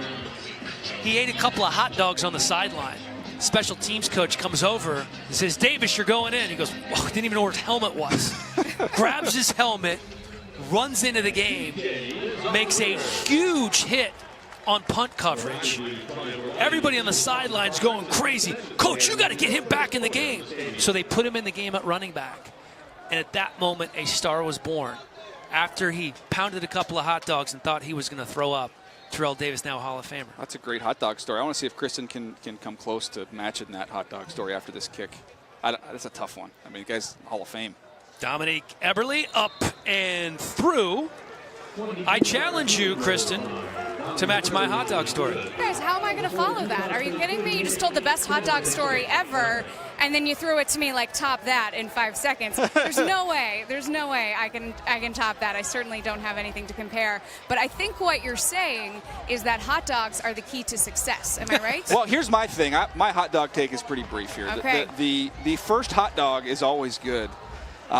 If you get to hot dog number 2, you're playing with fire there, and if you dare go to number 3, you get what you deserve. That's something to keep in mind. That's just a little friendly advice. Yeah. All right, you guys, we have a lot going on social, too. I want to let you know, a lot of Brock talk, and some hot dog talk now. Taylor Smelly loves hot dogs, and apparently everyone loves Brock. And some people are combining Brock and hot dogs. I don't even know how that's possible. I also want to show you guys what's going on the sidelines here. We got band galore. Remember those 1,500 high school band members? They are right here, and they are going to go on at the half. You can see some of them waving. They're about to have a good time. Tubas for life. Tubas for life is finally Bailey Gaither fields a kickoff, and you can see immediately what makes him so dangerous. This guy is speedy with speed to spare. We haven't got a chance to talk much about him today because San Jose State has not been on the scoreboard. But one of the funny things about Gaither is that Utah State head coach Matt Wells, when I asked him earlier this week about Bailey Gaither and what he thought about watching him on film, he said, "I would trade 3 scholarship players for Gaither right now." Well, they got to get him the football. And at this point in time, if you got to hand it off to him, do a fly sweep, just raise up and throw it to him, you've got to give your playmaker a chance to get something going here tonight. Now 34-yard line, pretty good field position for San Jose State, and they do indeed get the ball out to Gaither, who is hit late out of bounds. I'm surprised there's not a call there. That's Dallin Levitt. Levitt got away with one right there. And the faithful here, the Spartan fans are not happy about this one. Gets to the sideline, he's out. That's a full yard out of bounds. That should have been 15. Solidly out of bounds there. And this time the handoff met immediately. That was Malik Roberson, and he said hello to Reedy Sony Fata.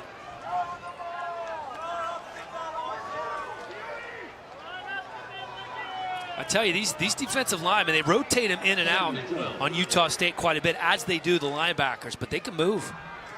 Take your shot. There's a shot there. There's Gaither. Gaither can't catch up to it, and Gaither's about as fast as they get.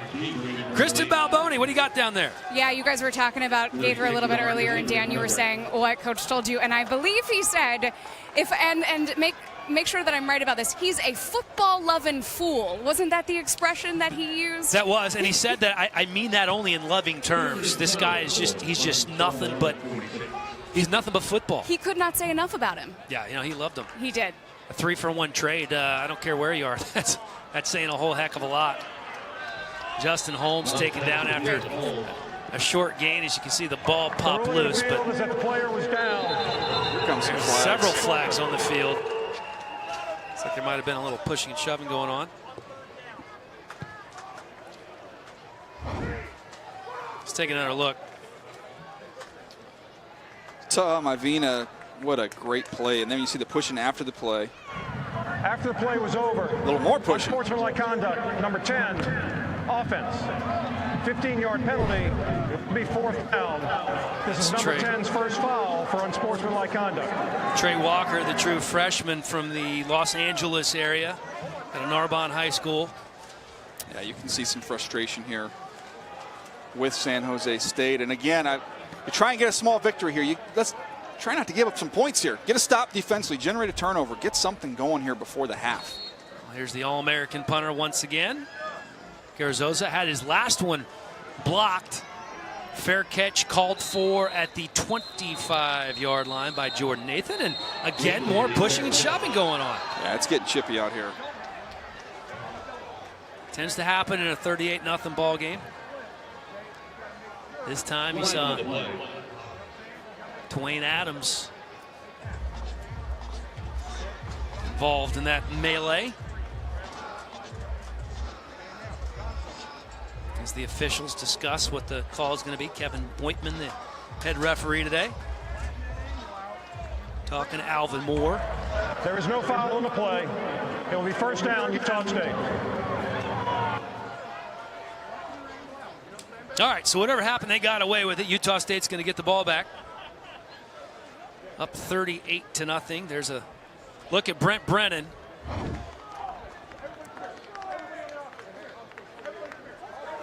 Yeah, looks like that was a whole lot of nothing. There was a couple different pushing matches going on, but there was nothing that would warrant a penalty.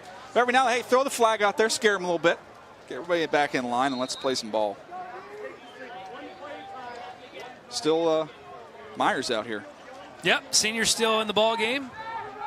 Keeps it himself. Has met pretty close to the line of scrimmage. And again, you just see a little more push and shove going on out there. That's Jordan Nathan involved. A nice play by Bryson Bridges on the edge there. Here's a look at the numbers for Kemp Myers on the day. Myers again, this time going to keep it. Picks up the 1st down. He's tough now. He's not going to shy away. He'll slide on occasion, but when he needs to, he knows where the sticks are. You need to get a little dirty work in there. Kemp Myers not afraid to do it. Even in a lopsided game, he's going for it. Here's Myers again, throwing over the middle and complete. Met hard is Jordan Nathan. That's Jamal Scott on the hit. 2nd and 6 now as the Aggies continue to use the pace. Myers keeps it again, very close to the 1st down, picks it up as he crosses the 45-yard line. And Dax Raymond doing some dirty work tight end there, sealant for his quarterback, giving him some room. And again, 1st down, that's when they've got the pace going. They're slowing down a little bit. But normally when we've seen in this game, 1st downs, they're going to crank up the speed. Looks like they're changing the play. Looks like they've got a 38-point lead, and they've tried to slow this thing down just a little bit. They want to get to half.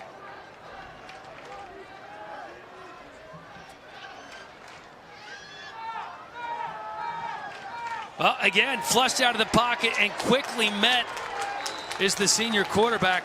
Looks like Ethan Aguayo among those in there. Aguayo, one of the leading tacklers in the country as well, coming into this ball game. Aguayo's played some good ball this year. 14 tackles against South Florida. He's got really good instincts, but I think they might catch him with 12 on the field again. Quick handoff, flags thrown. You called that one right away, DJ, as El Toro Allen picks up 6, but there's going to be a penalty on this one. Just a little miscommunication there on the San Jose State side. They've got to be coordinated and know with a team that plays at this pace, you can't be running bodies in and out unless they make a change in personnel. Then you'll have some time to match them. Illegal substitution, 12 players in the field, defense. 5-yard penalty from the previous spot, replay 2nd down. That's one of those you kind of got to know it's coming after it happens once, right? Yeah, you got to be a little more aware. And that's been the thing. It hasn't been really the mistakes that bother you in this game if you're San Jose State. It's the repeated mistakes. You see a sky kick, so you know it's coming, and then they do the exact same sky kick, you muff it, you get a turnover. You've been caught with 12 guys on the field before, you get caught with it again. So it's not just the mistakes, it's the repeated mistakes here. That's Jamal Scott being walked off the field. Kristen Balboni on the sideline. What do you have? Hey guys, some Facebook updates, and you know, I've got some. Chris Gamble says, I foresee the greatest comeback ever. How awesome would that be if that happens? I like Chris Gamble's enthusiasm and optimism. That's the way you got to think, right? I want to know why Chris Gamble is not talking about Ohio State football, and he's obsessed with San Jose State. I'm missing something. He can there. do a lot of things, Yeah. right? Todd says, give a shout out to Aggie Nation, guys. Why don't we all do that? Operator, please put the play clock on 40 seconds and start it on my whistle. Thank you. Little update there. He said, give a shout out to Aggie Nation. Yeah, Aggie Nation is getting a pretty thorough shout out in this broadcast. This has been. Aaron Vaughns, 3 guys there on the tackle. It was William Osai, the first man to hit Vaughns. Osai, pretty great story. Actually started as a walk-on, moved from outside linebacker to inside linebacker. One of 2 players on this team who they're in grad school right now. This is 3rd down, though, and this is 3rd down, 4th down has been the bugaboo for San Jose State. They've got to get off the field. And this is, again, 3rd and long, but they've scored a couple of touchdowns going for it on 4th down. Bringing everybody. They're bringing the house. Kent Myers feeling the pressure, and he's taken down. That's what San Jose State was looking for from a defensive standpoint. We talk about Osai. There he is again. Now, he's a good player. He can really run, too, when you study him on the backside of plays. He plays with great effort. And right here, just a nice job. They sold out with the blitz. You see 4 coming. There comes 2 more. And then Osai blows up the back and then doubles back to get the quarterback. That's beautiful. Yeah, guys, as you said, Coach couldn't say enough about Osai when we talked to him. No, he's a big fan. He knows he got a good one there. Gaither back to receive the punt. Doesn't call for a fair catch and pays the price. He lost his lid. Yeah, loses his helmet. Hey guys, I just want to remind everybody that we are not doing commercials even at halftime, and that means we got a lot of fun stuff planned. And guys, I might even surprise you a little bit in the booth with some things we've got. Oh, hot dogs? either you're bringing up Brock so we can give Brock a hug, or we've got hot dogs. Guys, I think I could sum up this game with all the extra stuff going on in the game if I get the hot dog costume, I get a tuba, and then I give Brock a hug. Is that really, that would really be the best halftime show ever, Yeah, that right? needs to happen. that definitely We'll needs to work on happen. First and 10 Spartans from their own 15. Hey, by the way, did Joey Chestnut go here? There's some kind of San Jose yes. State grad Joey Chestnut. How about that for hot dogs? Hot dog champion of the world for a good period of time, right? I wonder if that's why they do the hot dog race. Is there a Joey Chestnut tie-in? I wonder if there's a Joey Chestnut day here at San Jose State. Probably not the time, but whatever happened to Kobayashi? Huh? Great champion. He's disappeared. That is one of the more fascinating contests to watch in all of sports. The old hot dog eating Let us contest know there on in Coney Facebook. Island. Here's what you need to do. Can they take a picture of themselves eating a hot dog and send it to us on Facebook? Don't do it. DJ, why would you do that? We're not even in the second half yet. Whoa. I know it's a blowout. Strong run there. San Jose State would love nothing more than getting on the board just before halftime as they're picking up first downs there. Tyler Nevins.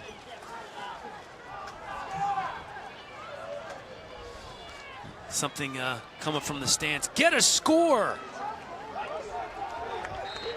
I think they would be in with that as a freshman from Hacienda Heights, California gets the carry once again. I think that Coach Brennan wants to get into the locker room and see if they can make some adjustments and not make this any worse right now. Yeah, I wouldn't be surprised to see him hand it off here again with just 19 seconds to go. Nevins met in the backfield almost immediately. Gage Ferguson, one of 2 men in there on the tackle. We're looking for this season. Yeah, this is a proud program that's put some really, really good football players in the NFL. We talk about guys like Bobby Wagner and Donald Penn. I mean, these are great, great players. Pass is complete to the sure-handed Nathan. That's going to be short of the first down. Something we didn't see much of in the first half. A punt for Utah State. Is this the first one? We did see a couple of them in the first half, so this is the third punt. They scored so many points, it was hard to remember how many times they punted. There's a look at Gaither, back one of the more dangerous punt returners in the Mountain West Conference. Looks like the sun has dropped down, no longer in the eyes Players in that corner of the end zone like it was in the first half. A brutal corner. Punt caught and muffed by Gaither, and it's looked like it's been recovered by the Aggies. The normally sure-handed Gaither. Baron Gaikowski has been big play after big play after big play tonight. We have a flag on the play here. The kick was touched by a member of the receiving team and recovered by a member of the kicking team. During the kick, holding number 26 on the receiving team, the penalty is declined. First down. Wow. There's nothing going right. Bailey Gaither doesn't do that very often. Calls for the fair catch. We watched him on the sideline fielding punts for about 10 minutes. Tracking it beautifully. Ball's over the top of his head, like Willie Mays going back and catching the football. And no sun in his eyes. There's no excuses there. Just didn't field it cleanly. A ball on the 12-yard line from Myers. Myers gives to Hunt. Hunt dives inside to 10, down to about the 8. There's been a couple times down here in the red zone where Myers has given the ball on these zone reads, and he could have walked into the end zone if he kept it. Kind of makes me wonder if he might just decide to do that here. Sometimes you just want to keep it for yourself, DJ. You got to be selfish every now and then. You know a thing or two about that, former option quarterback. Here's Myers passing it. Looks like, yeah, I saw that flag coming. Dax Raymond caught up a little bit there at the goal line. Yeah, and that's Maurice McKnight again. We talked about him being nosy in the first half. Got sucked up in play action. He got sucked up again here. I actually think this is a good penalty because if he doesn't grab him, it's a for sure touchdown. So take the penalty and live to fight another down. Number 23, defense. The foul occurred in the end zone. The ball will be placed at the 2-yard line. First down. Vieria's going, what are you talking about? That wasn't me. Yeah, he's putting his hands up in the air. He got the wrong guy. That was Maurice McKnight, number 10, with the penalty. Now they hurry up to the line of scrimmage. See what they're going to do here with Hunt in the backfield. Keeps it himself, cuts inside, and can't squeeze into the end zone. There were 3 or 4 guys there. Bryson Bridges, one of the men who kept Myers out of the end zone. And that's what I was talking about earlier in the game. They were overplaying the run game, and it was there for a walk-in. This time, they played him straight up. Probably should have given the football off. I think he was listening to you. He shouldn't have. He should have just handed the ball off and scored. Well, he handed it off this time, and Hunt stuffed again. He's had a couple bad reads. I mean, if you're trying to nitpick this team up 38-0, you look at the quarterback position there on the zone read game. Kent Myers, maybe a little bit better there. Hey, let me tell you something. If San Jose State can keep him out of the end zone here, or jump off sides. Well, just for fun, just showing off out there. I see you, Ronquavian Tarver. The one-handed catch, it doesn't count. Why not? Everybody's watching Odell now. Defense entering the neutral zone with contact. Distance to the goal line. Third down. Can we get a replay of a play that doesn't count? Just because it was a pretty sweet one-handed catch there. Offsides, throw it up, just showing off. Why not? It's funny how many guys actually practice the one-handed catches in pregame now. Oh yeah, that's the ritual. 11:49 to go here in the third quarter. Oh, you could run if you wanted to run option to the right side here. You could kind of wide open, isn't it? You could walk into the end zone. Let's see what they do. And that's pretty much what they do for the most part. Difference, yep. Kind of the read option there. Myers keeps it, scores his first rushing touchdown of the game. This guy's a really good dual threat quarterback, well over 1,000 rushing yards in his career. And we talked about the reads. Correct read. Watch 5 crash. He crashes, you keep it. Nice read. Nicely done by Myers. Wow, Utah State really didn't have a momentum stalled at all from the halftime. No hot dogs in their locker room. Kick is up and kick is good. 45-0. That did not take long for the Aggies to get on top. Of course, capitalizing on that muffed punt from Bailey Gaither. Kristen Balboni down on the sideline. What do you have, Kristen? Yeah, guys, you know, it's obviously a tough time for the Spartans right now, but I will say that their sideline came out at halftime really revved up. They were over here singing. They've been cheering for their guys, and, you know, that's not easy to do. So, you know, a lot of good things on the Spartan sideline despite the score. And, you know, it's another good thing on the Spartan sideline. I got back from halftime, and look what our guy Brock brought us. Wow, nicely done. That's a good-looking dog. They called it a Brock dog. Brock, I know this is tough for you to see. You are obviously our San Jose State athletic ambassador for the game, but are these hot dogs going to cheer you up? Man, I'm out here watching the football game. Got these some dogs. We're having a good time. Nothing can bring me down. Yeah, and that's how I got, you know, from the fans at halftime too. Like, it's hard to have a bad time. Everyone here is enjoying themselves, and I'm about to enjoy myself because I'm about to have a bite of this hot dog, you guys. Kristen, if you Thank get you guys.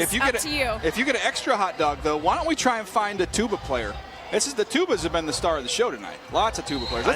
Let's find a tuba player and get them a hot dog before this game is over. I think if we could get video of Brock delivering a hot dog to a tuba player, and then the tuba player eating Let's the get hot this dog. guy a hot dog. Look, the sun is still shining on him. Oh, he's got to be starving. It's the only place in the whole stadium. He's all by himself there. Where's the rest of his bandmates? I see bleachers. I don't see any food sitting on those bleachers waiting for him. Let's get Brock on that. Those tuba guys, they're just chilling, hanging out by themselves. I think they're good with it. There's no quitting tubas, I'll tell you that much. Ellerby getting used to kicking off tonight. Ball falls off the tee. Just kind of resets it up. That's a fancy kicking tee, DJ. Not like that old school orange rubber thing that we used to use.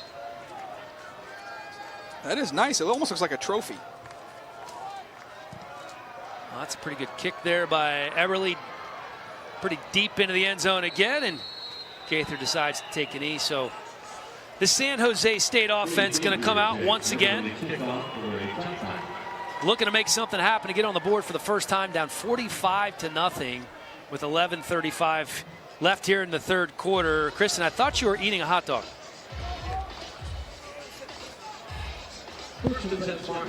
Oh, she may be eating a hot dog. You can see here. Guys, I'm sorry. I was eating a hot dog. You know, when Brock brings you hot dogs, you got to eat them.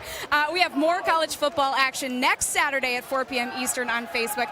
The Texas State Bobcats head to War Memorial Stadium to play the Wyoming Cowboys. You can catch all of the action at 4 p.m. only on Facebook. All right, guys, in the truck. Let's let Kristen eat a hot dog here. Let's give her 5 minutes. No more promo reads for 5 minutes. Let her eat a hot dog. No, you guys, I'm done with the hot dog. But I do have some comments here on Facebook. Colin says, anyone else not doing homework to watch this? What do you think about that, you guys? Well, I'll be honest with you. It's a Saturday, and I don't remember the last time I did homework on a Saturday. So whoever that young man is, that's pretty impressive. Great point. Still second down. And by the way, Kristen, I don't know if you knew this, but Dan went to Tennessee, so you have to explain this whole homework thing to him. Oh, you said it, not me. I'll leave you guys to sort that one out in the booth. How about that? Congratulations, by the way. Big win over UMass today. Well, thank you. It was hard. It was hard fought. You know, I thought that we'd be talking about our alma maters at some point in this football game. The more Ziegler not going anywhere there. App State had a hard-fought game today as well. Had a field goal blocked by Wake Forest at the end of the game, lost 20-19. What a heartbreaker. 3rd and 12 here for Love. They're not going to honor the play fake on 3rd and 12. And I think that's going to be overshot by just a little bit. Looked like he kind of took him a second to get the ball right. Yeah, that's what I'm saying. You're wasting your time with a play fake in 3rd and 12 situation. Yeah. So they're going to be punting. San Jose State, this has been a rough go as they have somebody down on the field right now. Looks like Nate Velechko, who's had some injuries already this season, missed a couple games. Came into this one banged up a little bit. Velechko with 34 starts in 34 games playing this one at right tackle. Big kid. Getting helped off the field. You know, San Jose State has a lot of experience in the offensive line, Kristen, don't they? Yeah, absolutely. And you guys, you were right, it is Nate Velichko. And you hate to see that because they say that, not just being a leader on the field, he's a big leader off the field as far as academics and service. So he's fine right now. They're checking it out. But we hope he gets back out there soon. Yeah, very involved in community service, visits hospitals and elementary schools. Really good student, too, going to graduate in December. One of the more experienced guys on this San Jose State team. It's just been a rough go of it lately. Coach Brennan coming in here as the 4th head coach in 9 years for the Spartans. They're just looking to build some continuity and consistency, and they really think that he's the guy to do that. Yeah, I like him. He's a positive. He's been here when they've been good before, so he knows the lay of the land. He's got a really young coaching staff that's going to have to go out there and recruit their butts off. Handoff here. El Toro Allen with plenty of room. He picks up 16. One of the younger coaching staffs in all of college football. We'll touch on that in just a minute as his defense tries to stop this Utah State offense, which is not wasting any time. And there's no let up 45-0. We thought they might let it up a little bit, Dan, but I think you mentioned it earlier. Who do they have next week? They got BYU. And you want to be humming. You want to be sharp, and you don't want to lose any of this momentum and this feel that you've got offensively right now where they're cranking it. Myers out to the right. This is Roberts. Roberts spinning out of a tackle, taken down at the 29. That's going to be another first down for the Aggies. The whole thing, though, is being able to run the football. When they can run the football, it sets this up because inside defenders have to honor that, and then you're in a one-on-one situation.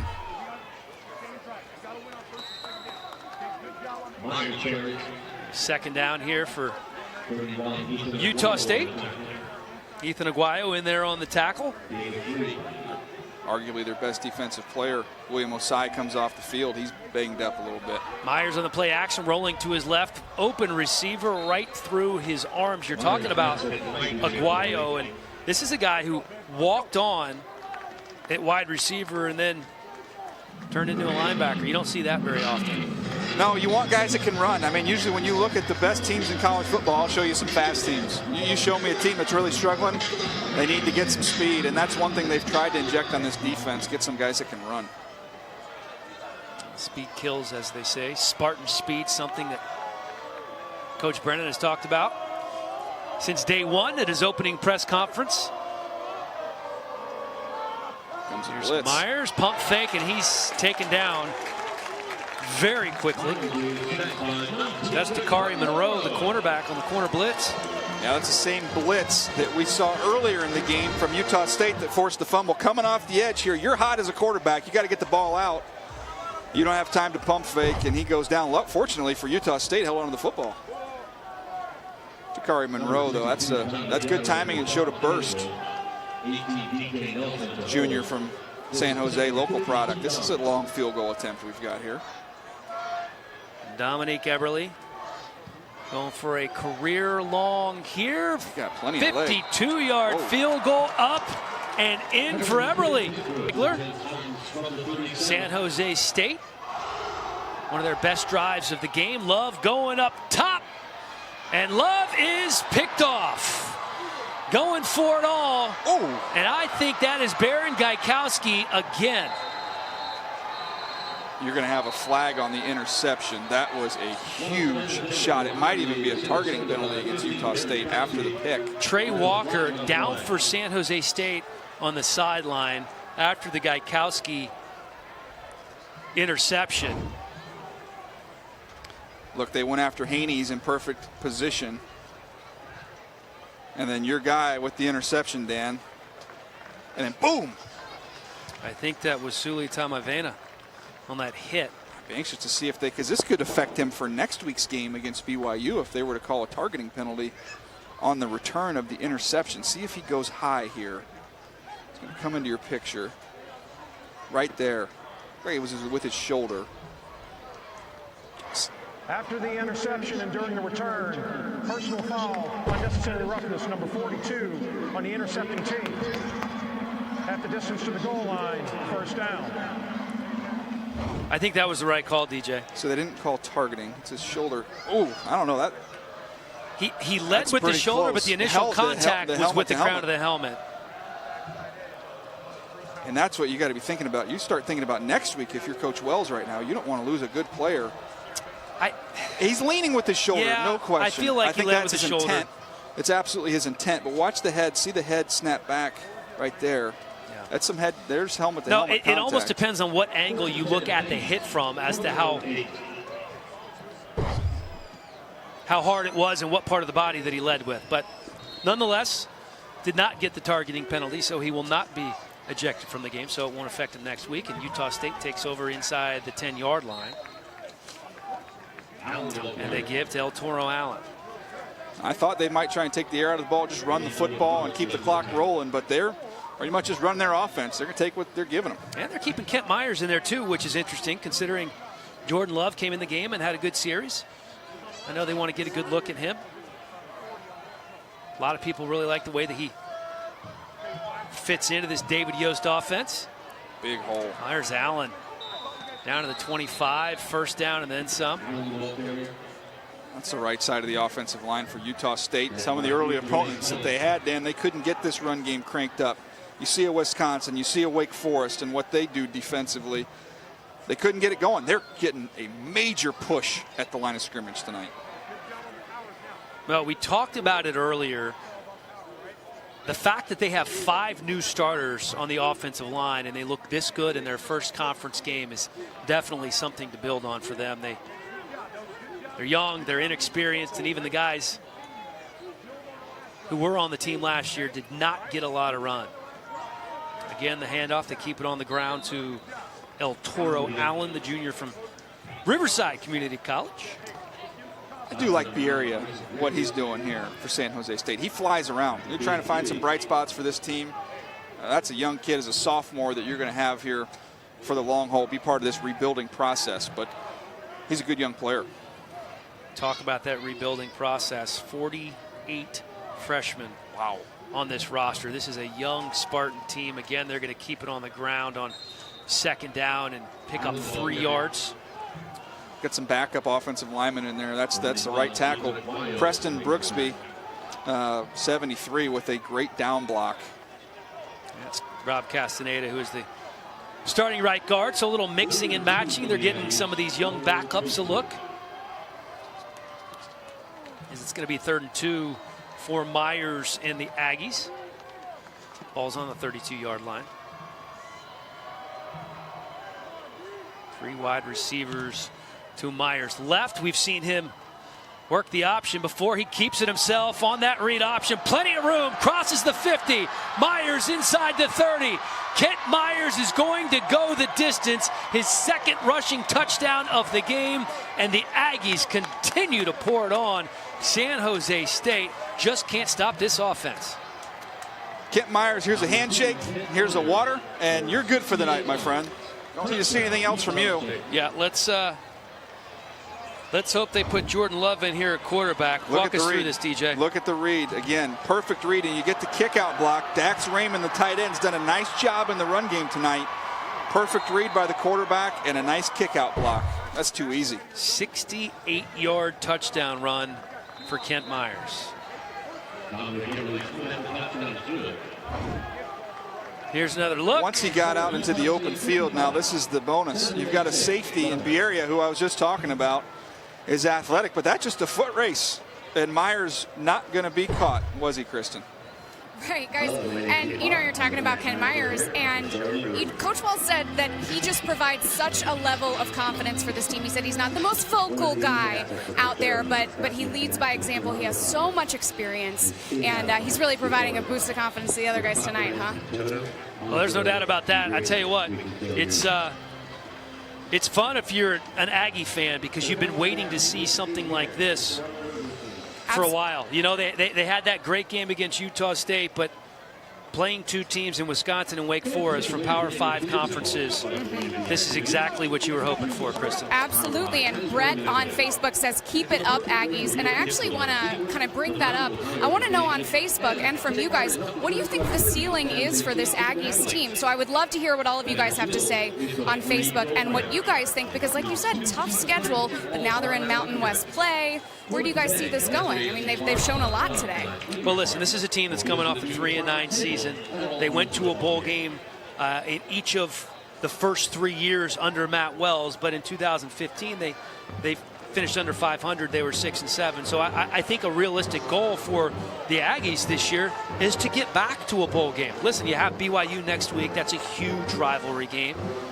The Cougars going to come in fired up as they always do. Utah State has not beaten them very many times in their history. They beat them back in 2014, back when they were a top 25 team. Then you have Colorado State, Wyoming out on the road at UNLV. Boise State's always tough as well. So there really aren't a lot of easy games, so to speak, from here on out. Yeah, this is going to at least give them some confidence. Coach Wells said that he had a big meeting right after the Wake Forest game, and he said they were not playing Aggie football. But guys, I think you would agree that they are definitely playing Aggie football tonight. Yeah, I think you're absolutely right. You know what else I think? I think we're going to see a new quarterback. That's Sam Allen from Midlothian, Virginia, Fork Union Military Academy. Turned out a lot of good college football players there. Tough kid, too. Told you earlier in the game. Plays on punt coverage. You don't hear about that very often for a quarterback beyond the high school level. Allen hands it off to Tyler Nevins. Nevins spins his way for a 6-yard gain. It's good hard running right there. Not a clean mesh point with the handoff, but you got a new quarterback in trying to get your sea legs a little bit here. But they've got to figure out what they have at the quarterback position this season, because this has been musical chairs for San Jose State. Continues again tonight. Well, Sam Allen keeps it this time. He is one of 4 quarterbacks to play this season, and not just 4 quarterbacks to play this season, but they played 4 quarterbacks in one game, the last game at Utah. Yeah, like I said a little bit earlier, if they can't get anything going right here with Sam Allen, I wouldn't be surprised if we ended up seeing Michael Carrillo at some point in time in this ball game.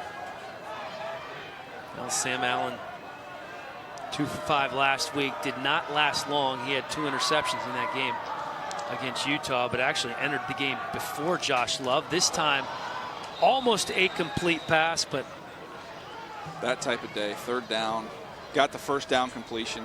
Nice throw from a quarterback, just came into the football game. Ty Cottrell just couldn't hold on to it. Can't finish.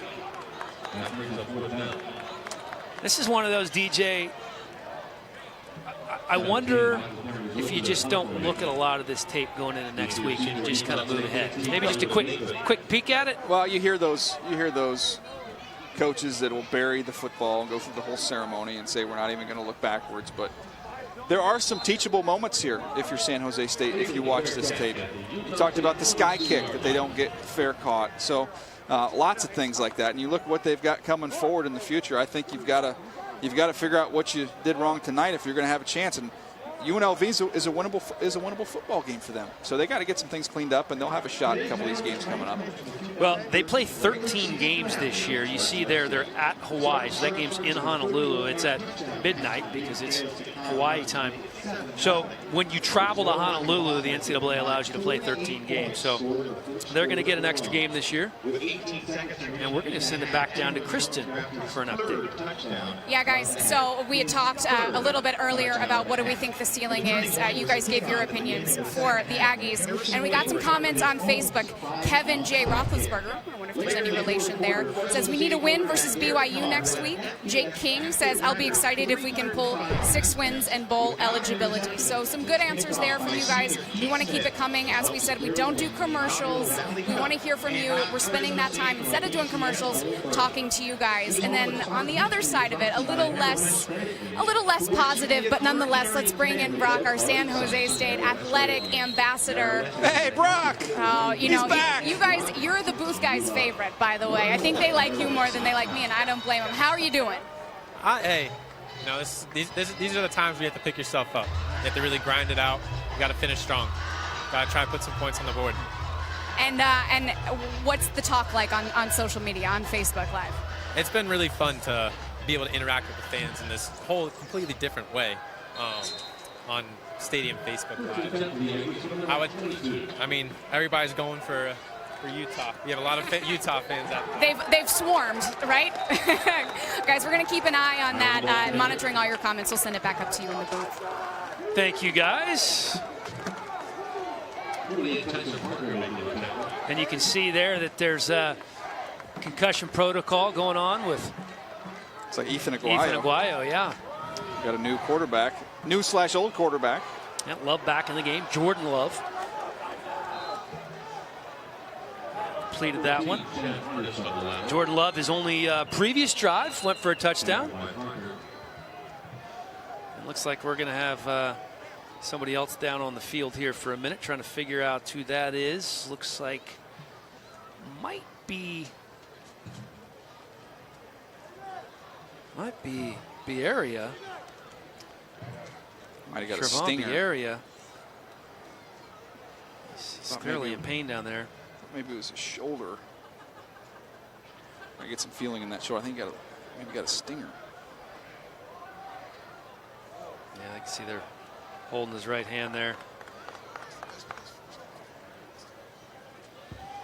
Well, while we wait on Area to hopefully walk off the field here momentarily, and it does look like it's that right shoulder. They're testing for some feeling. Let's take a look back at some of the good plays from the first half, and turnovers just killed San Jose State, DJ. Yeah, the turnovers, and then Utah State was able to capitalize on them with some good running right here. That's Lawan Hunt. Lawan Hunt getting the job done, and then Myers decided to take off. Could have ran it for a few, but decided, forget that. I'll throw it for a touchdown here. Yeah, to my Roberts guy, for the Roberts. touchdown. And this is the best one, Dave. Yeah, Bright. Gerald Bright, the big play man. We talked about that 77-yard play last week, and then the fumble recovery here. They're going the distance. And then the nice touchdown pass again there to the #1 wide receiver for this team, Ronquavian Tarver. Everything they did turned to gold tonight for this Utah State football team. There's a happy. Is that Big Blue? That is Big Blue. I see you, Big Blue. Be careful there, Big Blue. Some Utah State fans hanging out here in the stadium. Look at that little guy. And then here's what happened in the second half. It did not start out well. Bailey Gaither fumbles, and then Myers with his first rushing touchdown of the game on the read option. Love then picked off here by Baron Gaikowski. Every time we call his name, it's for a big play, a fumble recovery or an interception or sack.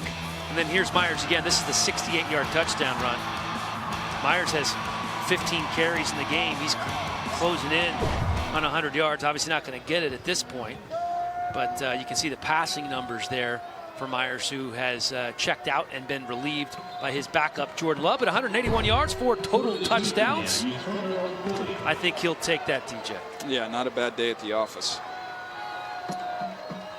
Especially coming off the game that he had last week in that loss. He was just 9 of 23 with an interception. So talk about building confidence. They wanted to get on the board first, and so far they're the only ones to get on the board today. Utah State up 55-0 on San Jose State.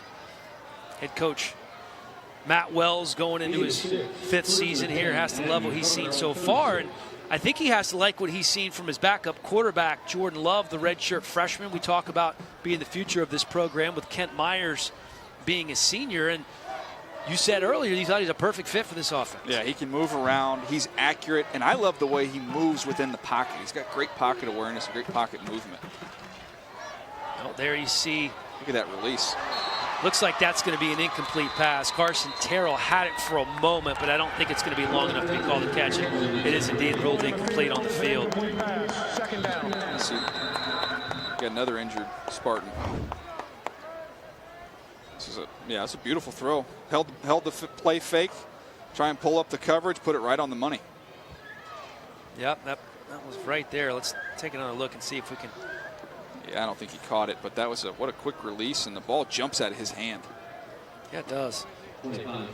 Chandler Hawkins is the player down on the field. That looks like that's a shoulder as well, because that's what he led with. A little stinger. He's helped off the field. Starting to thin out here. Old FQ Stadium starting to cool off. Yeah, no, it is. I'm glad I went pullover. It was a good call tonight. Yeah, not me. Short sleeves. One of us looks at the forecast. One of us doesn't. One of us just smarter than the other. Clearly you are. I'm used to that. One of us is honest, though. So that's good. I haven't looked at the Facebook comments in a while. You know, when the game's 55-0. You know what I'm upset about? Tell me. I got a rant after this play's over. I won't do it before this play, but I have a strong rant after this play. All right, they're taking too long. We had tubas leave. We had some tubas leave. And that's not the kind of commitment I want to see. You can't have tubas leaving. We have some tubas still here, but we had a lot of tubas leave. And that's not cool, man. That pass is complete on second down to Chad Artist. Kristen, this is ridiculous. Where'd the tubas go? The tubas aren't here, guys, but in all fairness, they were all high school students, so maybe they got picked up by their parents, maybe.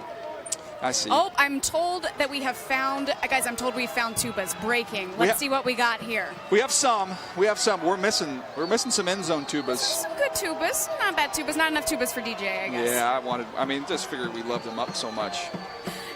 Yeah, guys, I just also want to share with you a couple of Facebook comments. Chris Peterson says, thanks for an excellent broadcast of the game tonight. Impressed by the job of your whole team keeping things exciting throughout the game despite the lopsided score. That's really, really nice, Chris. Thank you. Thank you, Chris. Yeah. That's what I'm talking about, Look, Chris. All you need are some hot dogs and some tubas and a San Jose State ambassador named Brock, right, guys? That's all we need. This is all about Brock at this point in time. Oh, of course it is.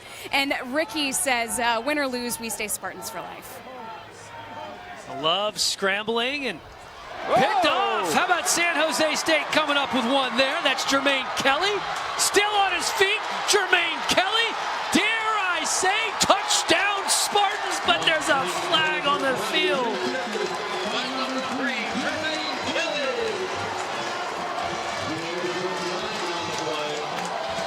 They needed a big play and they got one, but we got to see what the penalty is here.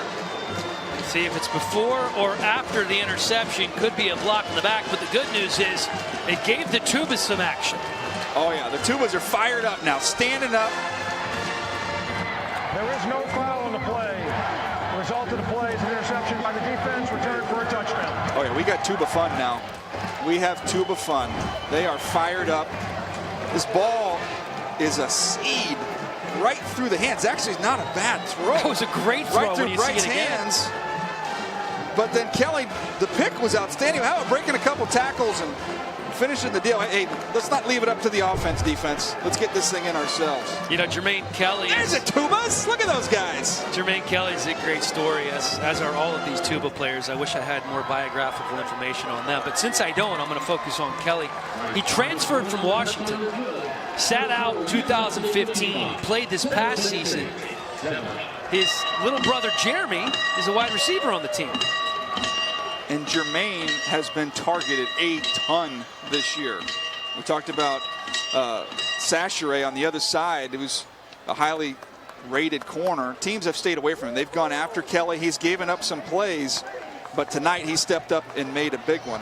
Look, bells are cool, but I'm more of a Tuba guy. Clearly, I'm sure we're going to get some more Tuba. There they are. Our guys are all over it. I love it. Well, you know what? Good for the Spartans getting on the board here. And you know what else? I don't think they're going to have a replay of that opener against USF, which lasted 4 hours and 3 minutes. We're tracking for a significantly shorter game time. You did not just say that. What, did I knock on wood? Did I just jinx us? Do not say that. 6:59, man. Come on. First of all, if Facebook wants to give me 4 hours of Brock and Tubas, I'm good. Come on, Brock, cheer up a little bit, buddy. Get on the board. I just saw a hashtag Brock. Like, he's getting crazy love here on Facebook. San Jose State with a rare kickoff, and Utah State with a return past the 20 out to about the 22-yard line. Preston Curtis. I'm going Brock. Kind of looks like Jimmy Chitwood a little bit from Hoosiers. Jimmy Chitwood. Here's a question for you. Do you think Brock, at 22 years old, has even seen Hoosiers? Can we get Kristen to ask him, or is that possible? We should. As a matter of fact, I don't know where Kristen is in relation to Brock, but next time you find him, ask him 2 things. If he's ever heard of Hoosiers, and then if he's seen Hoosiers. All right. Well, funny you should ask, because guess who's standing right beside me? It's Brock. Oh, wow. The guys in the booth want to know. They think you look like a guy in the movie Hoosiers. So the first question they want to know, have you ever heard of Hoosiers? No. So then that answers the second question, which is, have you ever seen Hoosiers? So 22-year-old Brock, guy, sorry to say, has no idea what Hoosiers is. Well, tell Brock I think he's going to be pretty happy, because San Jose State has just recovered the fumble. I definitely feel a little dated, the fact he's never heard of Hoosiers, and there's a look at the fumble right there. Stripped and then recovered by San Jose State. So they have a little momentum here. Is that Kelly recovering the fumble? There you go. Jermaine Kelly's everywhere. I want to get another look at that so we can give some love to who caused the fumble. I think that may have been maybe Ginda or Aguayo. I couldn't quite make out the number here. Here we go. What do you know? That is indeed Ginda. But the one who first jarred the ball loose was 7. It was David Williams. That was a nifty little run there from Sam Allen. It is a big-time rebuilding job here at San Jose State. They have had 3 winning seasons in the last 24 years. Yeah, that's less than ideal. And one of the things they liked about Brent Brennan coming in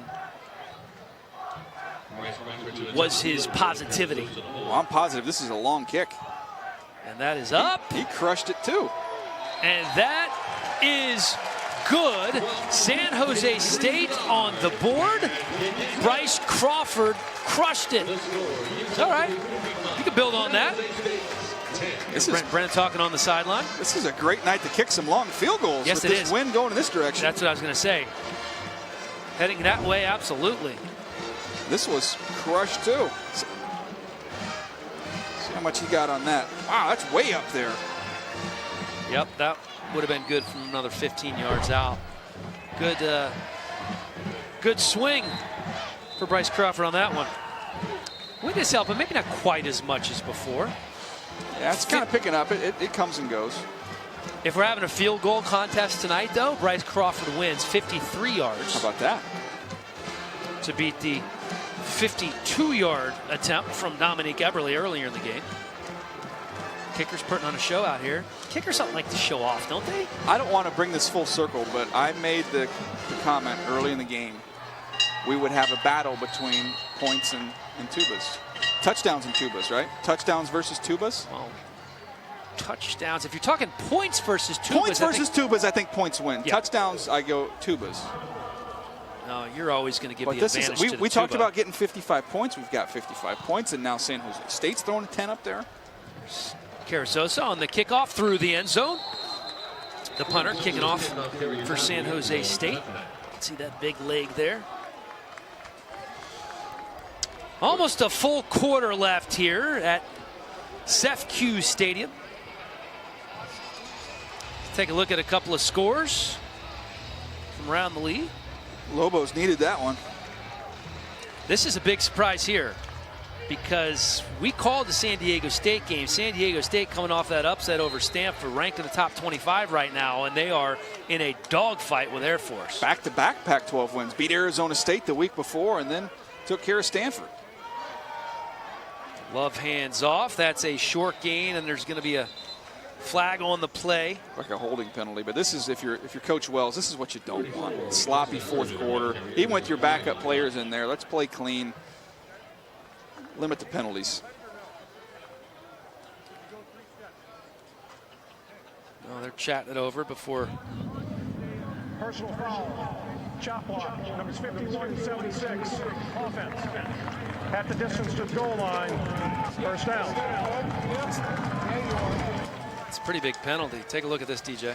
Yeah, he goes low when he's engaged. That's what you can't do. You can't go low on a defender when he's engaged with another blocker. That's a correct call. Yeah, that's the center, Quinn Ficklin. One of the leaders on this offensive line. As a center, you kind of have to be because you do a lot of talking and directing traffic, don't you? No question. So 1st and 23 now for Jordan Love. Redshirt freshman from Bakersfield. And fakes the inside handoff. Here's Love. Love again through the fingertips of Damian Hobbs. He just can't hold on to it. Maybe had a little too much juice on it. Yeah, that one wasn't a good throw. The interception I did not think was a bad throw. That one's a little bit high. But, man, I'll tell you, he tried to pull back on that and take a little off of it. When he cuts it loose, he has a big arm.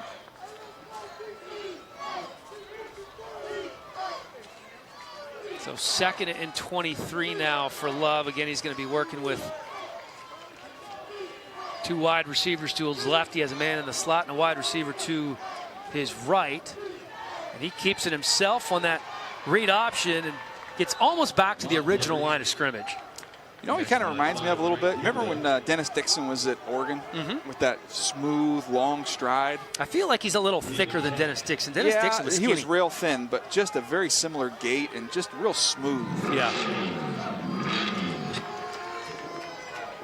Yeah, I feel like Myers has a little more burst as a runner, I guess I would say. He's smooth. I think he's faster than you think, though. Yeah. With Love, he gobbles up ground. Here's Love again. He dumps it off. Pass is tipped and caught. Good concentration by Justin Hervey. That's not going to be enough for the first down as the Utah State punt unit comes out. Here's another look at the Hervey catch.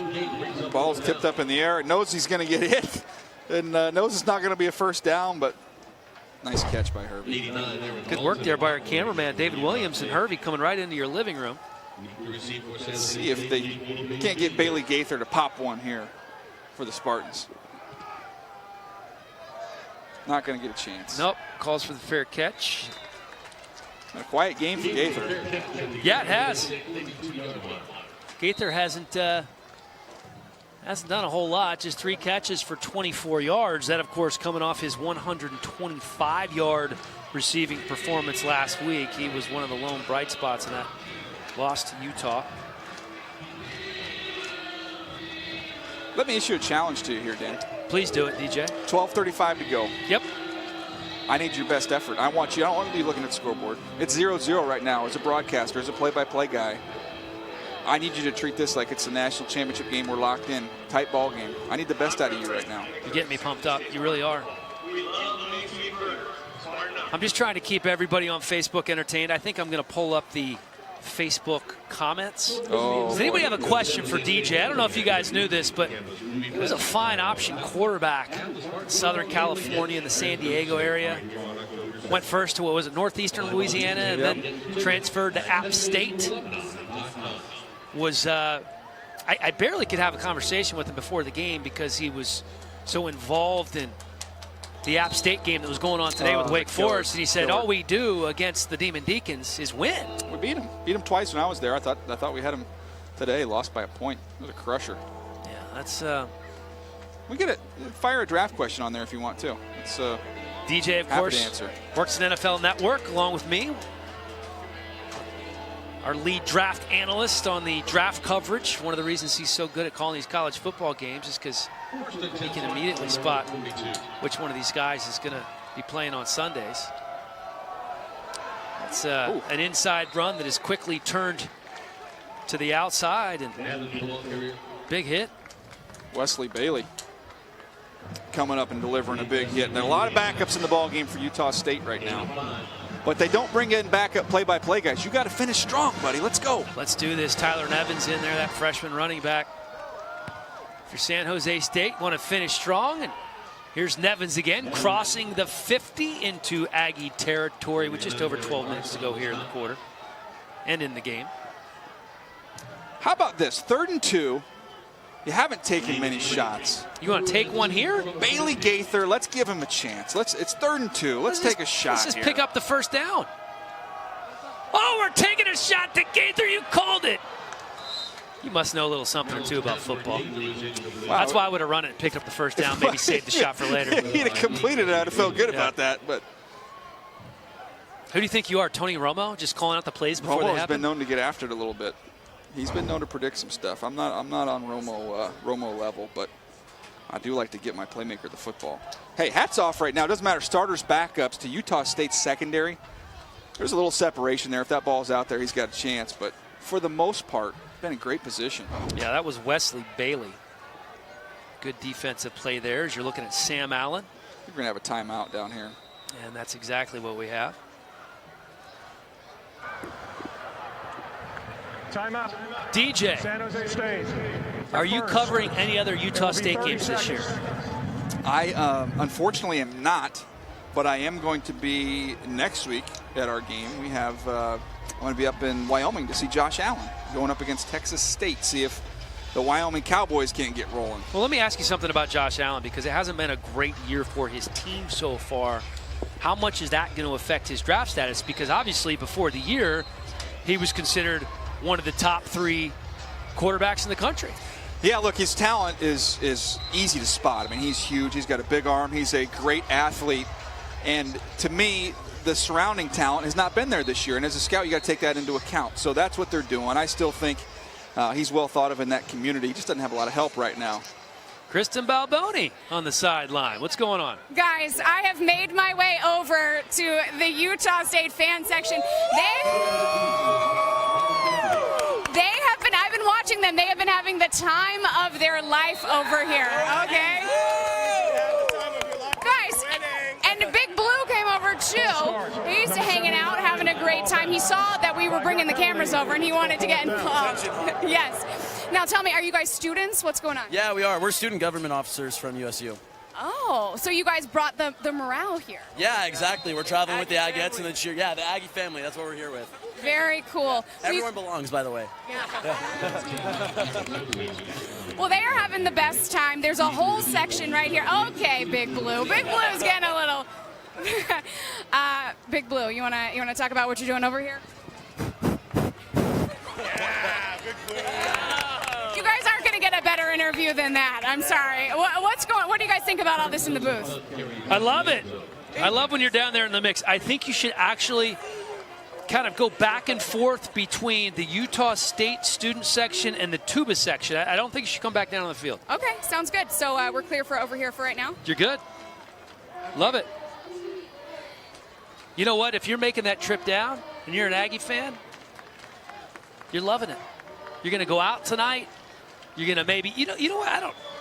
Maybe you go on frat row here at San Jose State. Oh, there you go. You know, maybe you find your fellow fraternity brothers back in the SEC.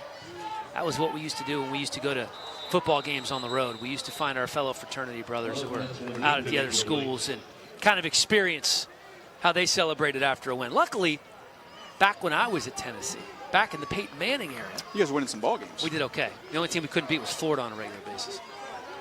A lot of Citrus Bowl appearances for you guys. Oh, okay. There you go, Steve Spurrier. Can't spell Citrus Bowl without UT. Meanwhile, back here at SFQ, 2nd and 10. And they're going to keep it on the ground here. That's a nifty little piece of running by Ziegler. Check that, Justin Hervey.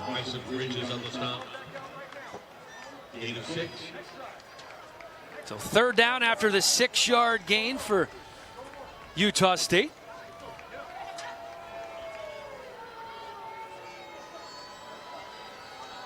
Do you think they're already thinking about BYU on the Utah State sideline? Oh, I bet you there's a few coaches that are already sitting there thinking if they're going to get some tape work done on the plane on the way home.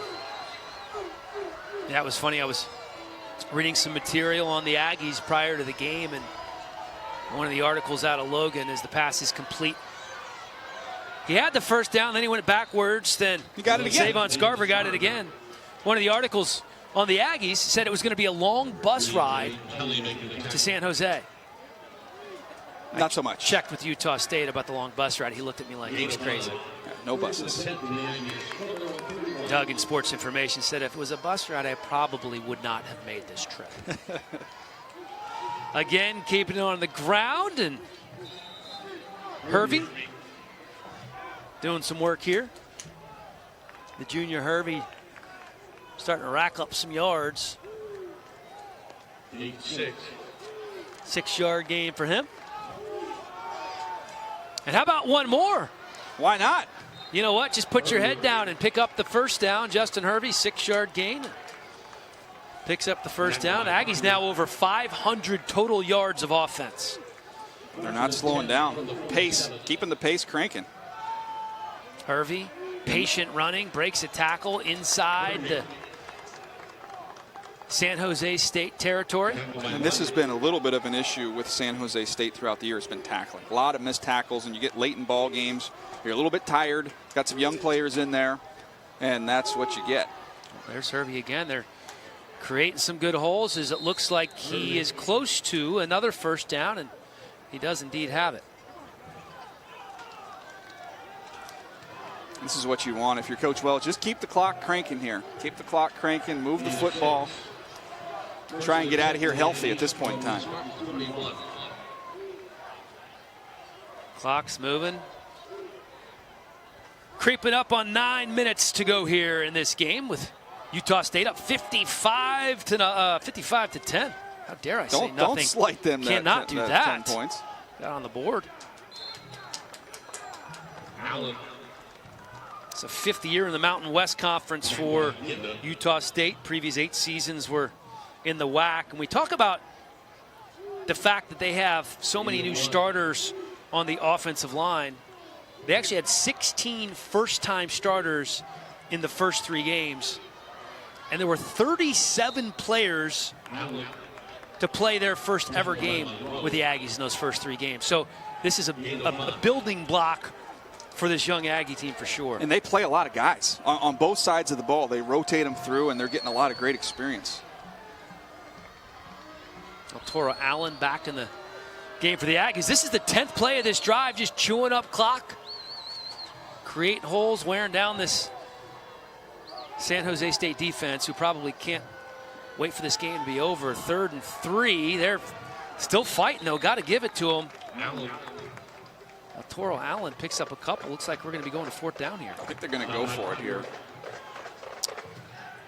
Why not, DJ? Just keep it going. See if it's a good situation here for some young guys. Get them on the field. Hey, this is a key down. They got numbers to the right if they want to run to the right. You can just look at the balance of the defensive formation here. Now they're going to slide down because they're out of position. If he'd have snapped it right away, they had an easy first down off the right side. Hand off again to El Toro Allen. Good hard run. Over 500 yards of total offense for Utah State.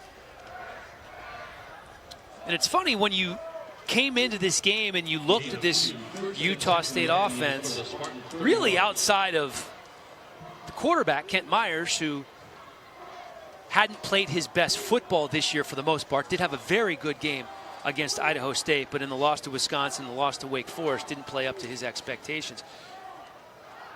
There weren't a lot of things that jumped off the page at you. No, they. This is perfect. I mean, you're stoked if you're Utah State with the way this is going tonight. You got a lot of confidence going forward. I hear Kristen has a surprise for us, and my guess is that it probably involves tubas. Kristen? Guys, I did it. I've gotten over here to the tubas. Now, I told them that we have been talking about tubas on this broadcast all night long because, let's face it, they look awesome. Am I right? So I just got to ask you guys, what's the deal? What's the magic of a tuba player? You know, we're all kind of crazy in our own ways. It's a cool thing to be doing with the Spartan Marching Band. Luckily this year our director, Scott Pearson. It's his last year directing the Spartan Marching Band, and this year is actually our largest tuba section in the history of the band with 10 sousaphones. Did you guys hear that? Largest tuba section. This is made for you two in the booth. Ask them if they eat anything during the game, because I think you'd be hungry. It's a lot of work carrying that big tuba. Great question from the booth. They said that it looks like you're carrying, a lot of weight. Do you guys get hungry, and do you eat anything during the game? We do get hungry, and if we have an opportunity to eat, most of us take it. Hey, I'm right there with you. I completely understand. Guys, what do you think about this tuba? What did I bring to the table with this tuba interview? I was pretty strong, almost as strong as that completion to Jordan Nathan. I tell you what, Kristen, you never disappoint. You are bringing it each and every hit, and it's hard to believe that Utah State could break the 60-point barriers. They are marching down the field. I am surprised they're throwing the ball right now. I thought they might take the air out of it, run it, and try and get out of here. But, man, they're running their offense, taking shots.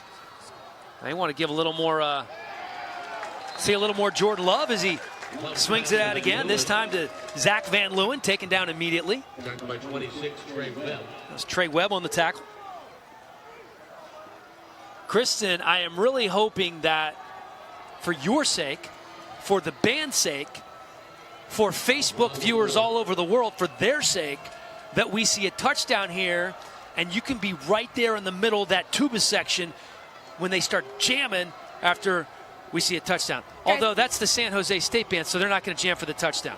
So they can soothe the fans. They can soothe them because a tuba. Why not? Let's give them a lullaby. A tuba can bring energy, but a tuba can also bring healing. And that's what we need from the tubas after if Utah State were to punch this thing in and get over 60 points. This is the 17th play of the drive. And you know what? I think these guys appreciated the love. I really do. Chris is still down there in the tuba section. 3rd and goal here for Jordan Love and the Aggies. Trying to break the 60-point barrier. Some little kid is on Facebook right now saying, "Dad, buy me a tuba." You're probably right. Maybe in Germany. The handoff. And the shoulder goes down, not going to get in, but that was a tough run from Justin Hervey. And that's Monroe, Dakari Monroe. Huge hit. Taking a look. No quit in Monroe. Watch him fill right here. Not going to give up some points, not on my watch. Boom. Nice strike. Dakari Monroe, the local kid.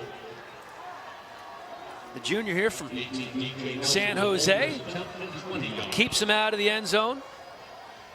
Dominique Eberle up and through.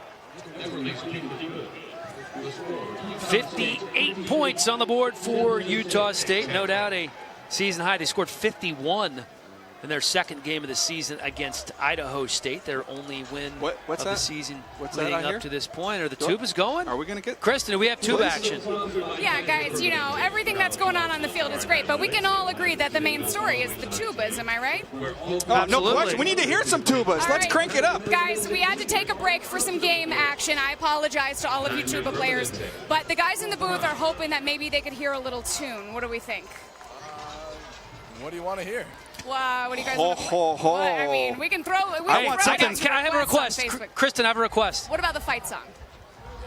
It's just the bass part if y'all want to hear. Oh, he wants to go. Let's want to hear whatever you Let's want to go bring outside the fight. How about something current? I want a current song. Now, Give me a now current they're telling song. they're going to do Kendrick Lamar. They said no fight song. Oh, nice. Oh, no, we can't do that. Sorry, guys. We had broadcast rights.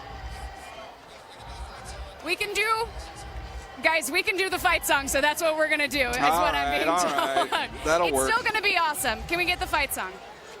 They want the fight song, no license stuff. Yeah, sorry, can we do the fight song? It's the whole band is in this now, guys. The whole band is in this. I love it. Is he This pre-law? is happening. Is the tuba player pre-law? He must be. He knows what's going on, doesn't he? Yep. We're going to get the fight song, you guys. Sorry, that's all we can play on the broadcast. They're not happy, but they're going to do it. You know what? I get it. I get They when wanna you play all Kendrick. these great songs, you want to share it with the world. Yeah, they want to play Kendrick Lamar. Who can blame them? Fortunately, then we'd have to pay Kendrick Lamar. So Yeah, it's not in the cards for tonight, I don't think. was Matt Wells looking on as he has had a very successful trip here to San Jose State. Here's a pooch. Another one. Third one we've seen. And it hits He the got ground, and another they one. recover it. Bounced right to him. It's the same spot. Could they It's have the third drawn that time. up any better? Braylon Roberts bounces right into his chest. They never adjusted. I At this point, I kind of feel bad for San Jose State. Oh, Kristen, you're leading the band at this point. I'm having the time of my life up here.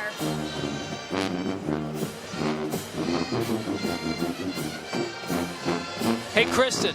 Yeah. Let me ask you a question. Yes. That Do was awesome, guys. you think there's a chance that one of those guys would let you play the tuba? I don't think they're going to let me play their tuba, guys. Oh, I don't know come about on. the germs and all that kind of stuff. I think the tuba, yeah, he said absolutely not. he said you don't know what goes into these mouthpieces. Oh, yeah. They have that little spit thing, right? Yeah. They can. Oh, yeah. All easy for you guys to say up in the booth, all safe. You're going to try to put me in the line of fire over here with the tubas. Oh, that's good stuff. Nicely done, Kristen. Damian Hobbs on the catch there from Love. That was impressive. Good stuff. I take that back. That's DJ Nelson in at quarterback. Checked in while we were on the tubas. Surprised us all. Now quarterback for Utah State, number 18, DJ Nelson. DJ Nelson, a local boy from right there in Logan, Utah. This time Nelson hands off to Justin Hervey. Hervey met by a couple of guys, including Nico Amanetti, the defensive end. Bounced around a little bit from offensive line to defensive line throughout his career. It's going to be a happy flight home. Yes, it is. Those are the good ones. By the way, did Kristen, did I miss it? Did she tell the tale or the story about the running back coach of San Jose State and his background? No, but I'm sure we can send that down to her at some point for that. Hey, Kristen, this is one of the more unique running back coaches in America. Yeah, guys, running back coach Alonzo Carter for the Spartans used to be an MC Hammer backup dancer and choreographer, and he has brought the house down at practice doing that. It's pretty amazing. You guys should check out the video. It's definitely floating around Facebook. It's awesome. Facebook and all over social media, and there's a look at him now. Played a little football at Cal State Hayward. He's been coaching for a long time. And then went back to the Bay Area to Oakland, where he's from, to coach some high school football.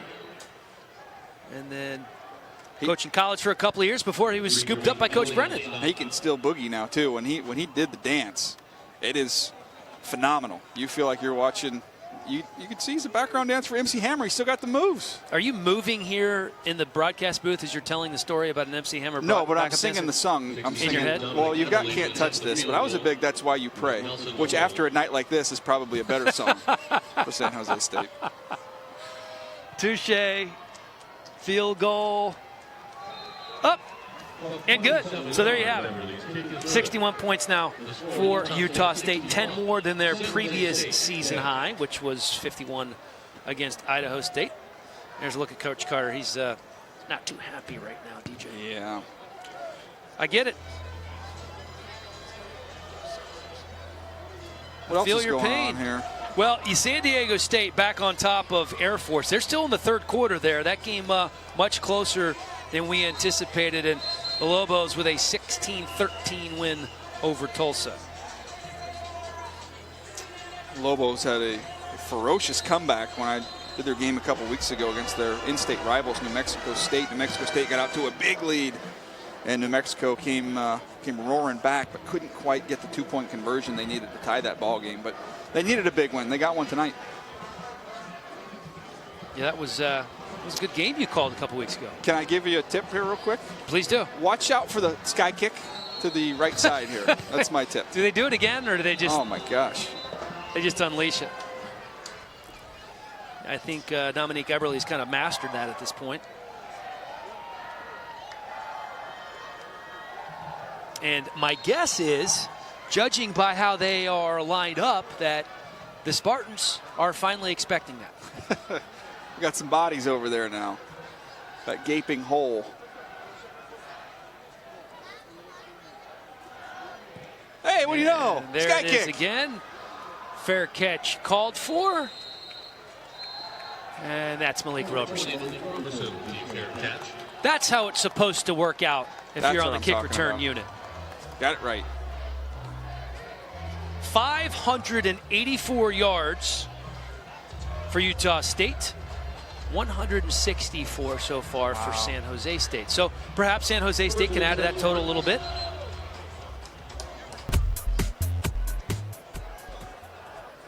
"35 seconds as the clock is winding down here. And San Jose State's going to run one more play, and then I think we're going to call it a ball game. And that's exactly what happens. Yeah, the headsets are coming Nevin's off. on the carry, and that's going to go in the books as a 51-point Utah State victory. And they are already thinking about and preparing for a home game next week in Logan against BYU. Huge rivalry game. As you can see Brent Brennan going onto the field. Going to congratulate Utah State head coach Matt Wells. Coach Brennan kept his team in the game. Matt Wells, big year for him. After a 3-9 finish last year, Utah State, a very proud program, looking to get back into bowl contention and back in a bowl game, which is where they were for the first 3 years of his coaching career here at Utah State. Big win for the Aggies. This is, we talked about a turning point for this football team. Needed to get on the right track and generate some momentum, and BYU up next. Man, if they could pull that off, this would be this could be the start of something special for this football team. Get back to a bowl game after a disappointing year last year. That has to be the goal, and to compete inside this Mountain West Conference. And if they play the way they did tonight, they can play with anybody inside this conference. So you got to be encouraged if you're a Utah State fan. Well, I think it's something that they desperately needed. You know, something we didn't talk about during the broadcast was the fact that they're not used to finishing 3-9 like they did last year. And there were some people who were questioning the program and the direction that it was headed, and this is going to go a long way towards silencing any doubters right now for Utah State, starting the season 2-2, which is something they've done for 3 years in a row now under Coach Wells, and having a lot of momentum going into that BYU game. And the fact that this is the conference opener, this is the game that really matters. Kristen downstairs with head coach Matt Wells. Kristen. Coach, you broke an 11-game road losing streak for this huge win. What does this mean for your program? It just means, I think, a confidence booster going in, you know, to the month of October. We got a lot of home Mountain West games coming up, starting with BYU and then coming up. Just gives us some confidence, and that's what we needed to do. Find a way to win on the road. And you know that we're live on Facebook, so we asked some of our viewers for a question, and Casey Anderson wants to know, who was the biggest surprise contributor of this game on your team? That's a good point. Good question. I don't know if she stumped me right now. I know 22, the El Toro Allen ran the ball well, and I thought he played well. That's not that big a surprise. It's a good question. She got me stumped right now. A lot of good stuff in the special teams. Well, and finally, before the game started, you told me that your mama was watching on Facebook, and you got a lot of Aggie fans watching. What do you want to say to everybody who tuned in on Facebook Live? All right. Love you, Mama. Go Aggies. Okay. Thanks, Coach. Guys, I'm going to send it back up to you in the booth. All right, I have one. How about Baron Gaikowski? I felt like every time we called Baron Gaikowski's name, that's number 15, he's a safety for Utah State. It was a fumble recovery. It was an interception. It was a sack. There's a look at Baron walking off the field right now. His brother also on the team. What a game for Baron Gaikowski. No, he was outstanding, and they had players step up. Coach mentioned on special teams. They were great in all three phases tonight, generating turnovers on defense, running the ball effectively. Then when you want to take your shots down the field, they were able to do that as well. So this is about as complete a win as you'll see from a football program. Had a 51-yard field goal. Yep. You had a quarterback who ran for 2 touchdowns in Kent Myers, including one from 68 yards out. Huge bounce-back game for him after a subpar performance last week. Utah State doing it in every facet of the game. They had a couple of running backs who played well. They had Gerald Bright, a receiver who had another big play. He, of course, that of the 77-yard catch last week, had a big run, that tightrope down the sidelines. So every single unit, every single facet of the game, Utah State did something well in. this is something that they can build off of for that big BYU game that we've been talking about all night. No question. Now you flip it around, San Jose State. This is a bitter disappointment. So you got to find a way to bounce back. You got to do it for our guy Brock, okay? We got to think about Brock in this football program. We got to get back on the right track and start playing better football. Yeah, we're doing it for the Tuba players. You got to do it for Brock, and I believe Brock is back with Kristen now. Is he okay? Guys, you know, it's hard to top a post-game interview with a coach that just won 61-10, but we all know it wouldn't be right if we didn't do our final post-game interview with Brock, our San Jose State Spartans ambassador. And Brock, the guys in the booth, they have one question. Are you okay? I think I'm gonna save my tears for when I get home tonight. What did you think overall of this experience with Facebook and having everyone here in San Jose? I have to say it was really an incredible experience to interact with the fans on Stadium Facebook Live during this football game, and it was really fun. And I can't thank you guys enough for this opportunity. Yeah, well, we had a blast with you guys.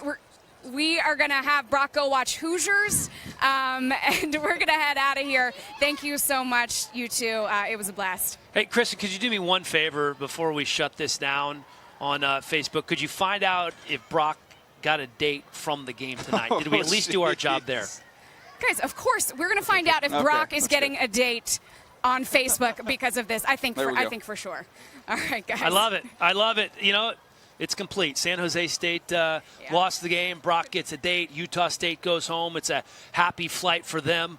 There were more points put on the board than I anticipated, especially by Utah State.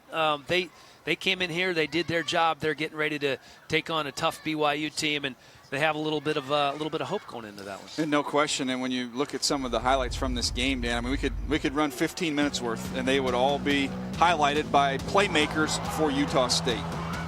Yeah, no, there's no doubt about it. You have Myers, who's getting some help from some of his running backs there, and really everybody for Utah State stepped up. Lawan Hunt gets the first touchdown of the game, and Braylon Roberts.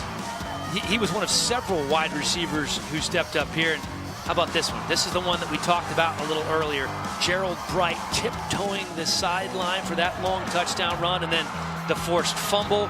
It is a scoop and score situation for Utah State. That's Micah Mungale in for the touchdown. And how about this one, DJ?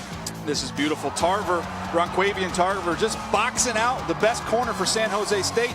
One-handed touchdown. Didn't get a penalty for the dance, but it was entertaining.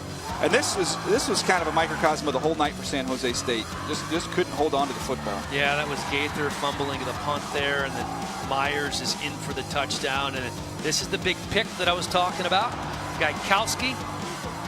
He really was everywhere. Had a vicious sack early in the game, Baron Gaikowski. And this was the icing. This was the icing on the cake. Kent Myers out the back door, and he was gone. 68 yards for the touchdown for Myers, the senior quarterback. Then he was relieved in the game. Here's a highlight for San Jose State. There we go. Well, we talked about him a little bit during the game.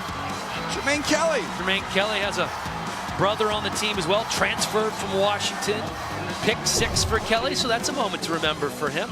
There's probably not a lot of moments he's going to want to remember along with his teammates from tonight, but that's certainly going to be a special one for him. You can see the numbers right there. 4 touchdowns for Myers, 2 rushing touchdowns, 2 passing touchdowns. Turnovers certainly the name of the game for Utah State. Thank you so much, everybody, for watching Stadium Football on Facebook. For Daniel Jeremiah, I'm Dan Hellie. Everybody have a great weekend.